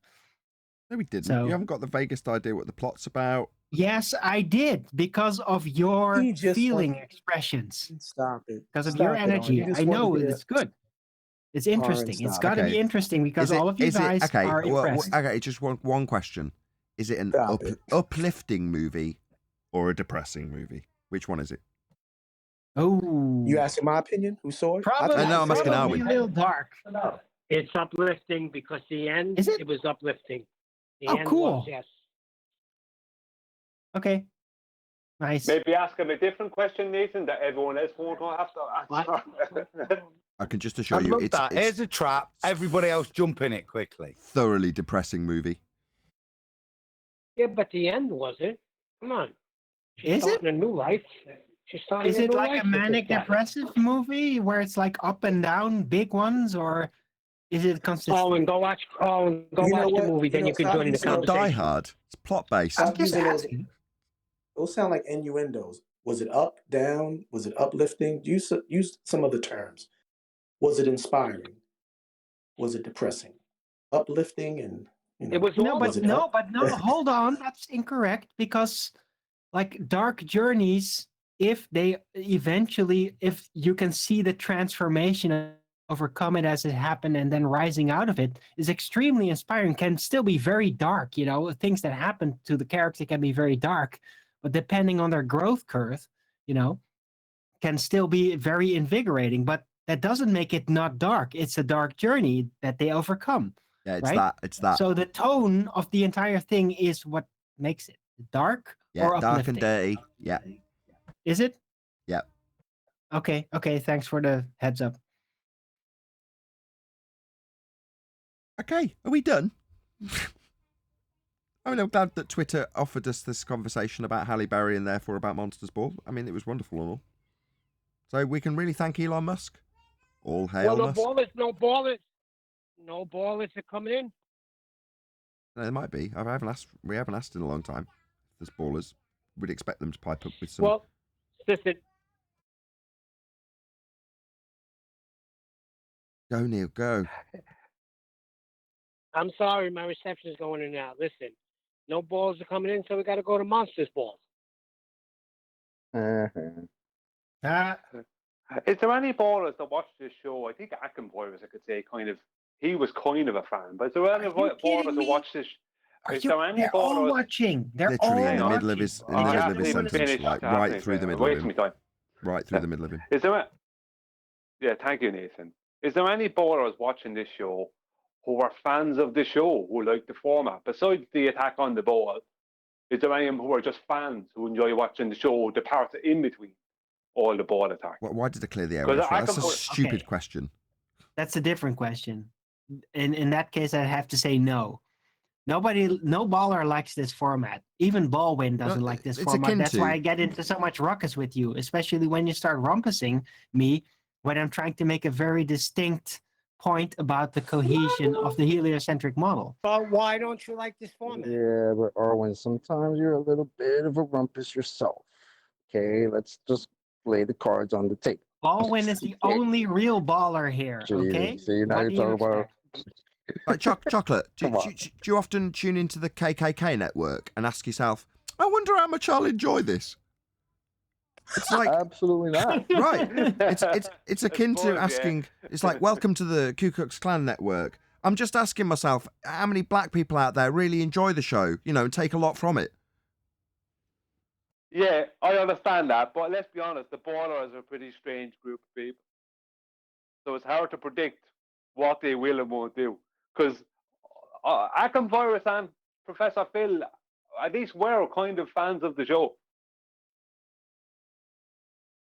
Is what you're saying, like, are you asking, are there ballers, like, let's say we're sitting here talking shit and not really destroying the heliocentric nonsensical non-model, can they actually sit and just listen to us talk shit?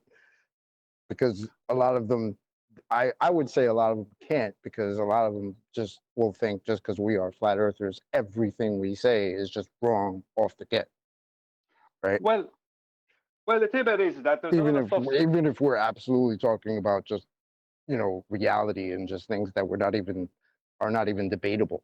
It's like, oh, a flat earther said it, that's wrong. Well, yeah, I understand that sentiment, but there is a lot of stuff spoke about on the show that is kind of in that kind of grey area. It's not flat or it's not globe. It's just spoke about as fact, or something that is fact within physics or within whatever. It doesn't prove flat or globe, maybe, or something. But there's a lot of topics that do come up that are just kind of within that middle area. And like, I can watch Veritasium. I have no hassle watching Veritasium, even though there'd be things he'd say I disagree with.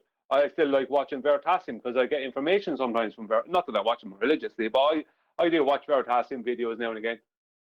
And I'm obviously not a baller. So. Okay then. Well, that's good to know. I think I'll round out on this note. With that, I'm going to say another massive, huge, enormous thank you to both Discord and G+ panels for making today's after show possible. All about Halle Berry and Monsters Ball, as it was. Wonderful content. Also, of course, a massive thank you to all of you in either Nathan Oakley 1980 or Nathan Oakley Premiering streams for hopefully smashing the super chat, liking, commenting, sharing, subscribing, joining as a Nathan Oakley 1980 channel member, and all that good stuff. I've been Nathan Oakley, and I will see you all in the next video.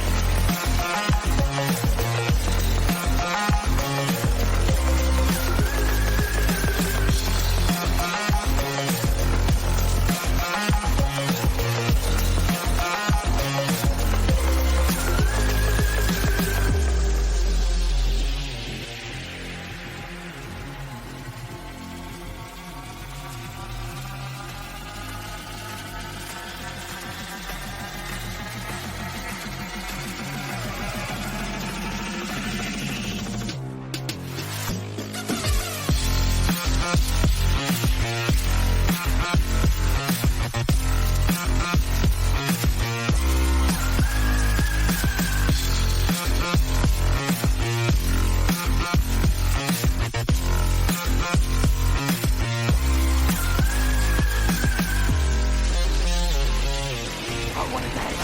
What a lovely day!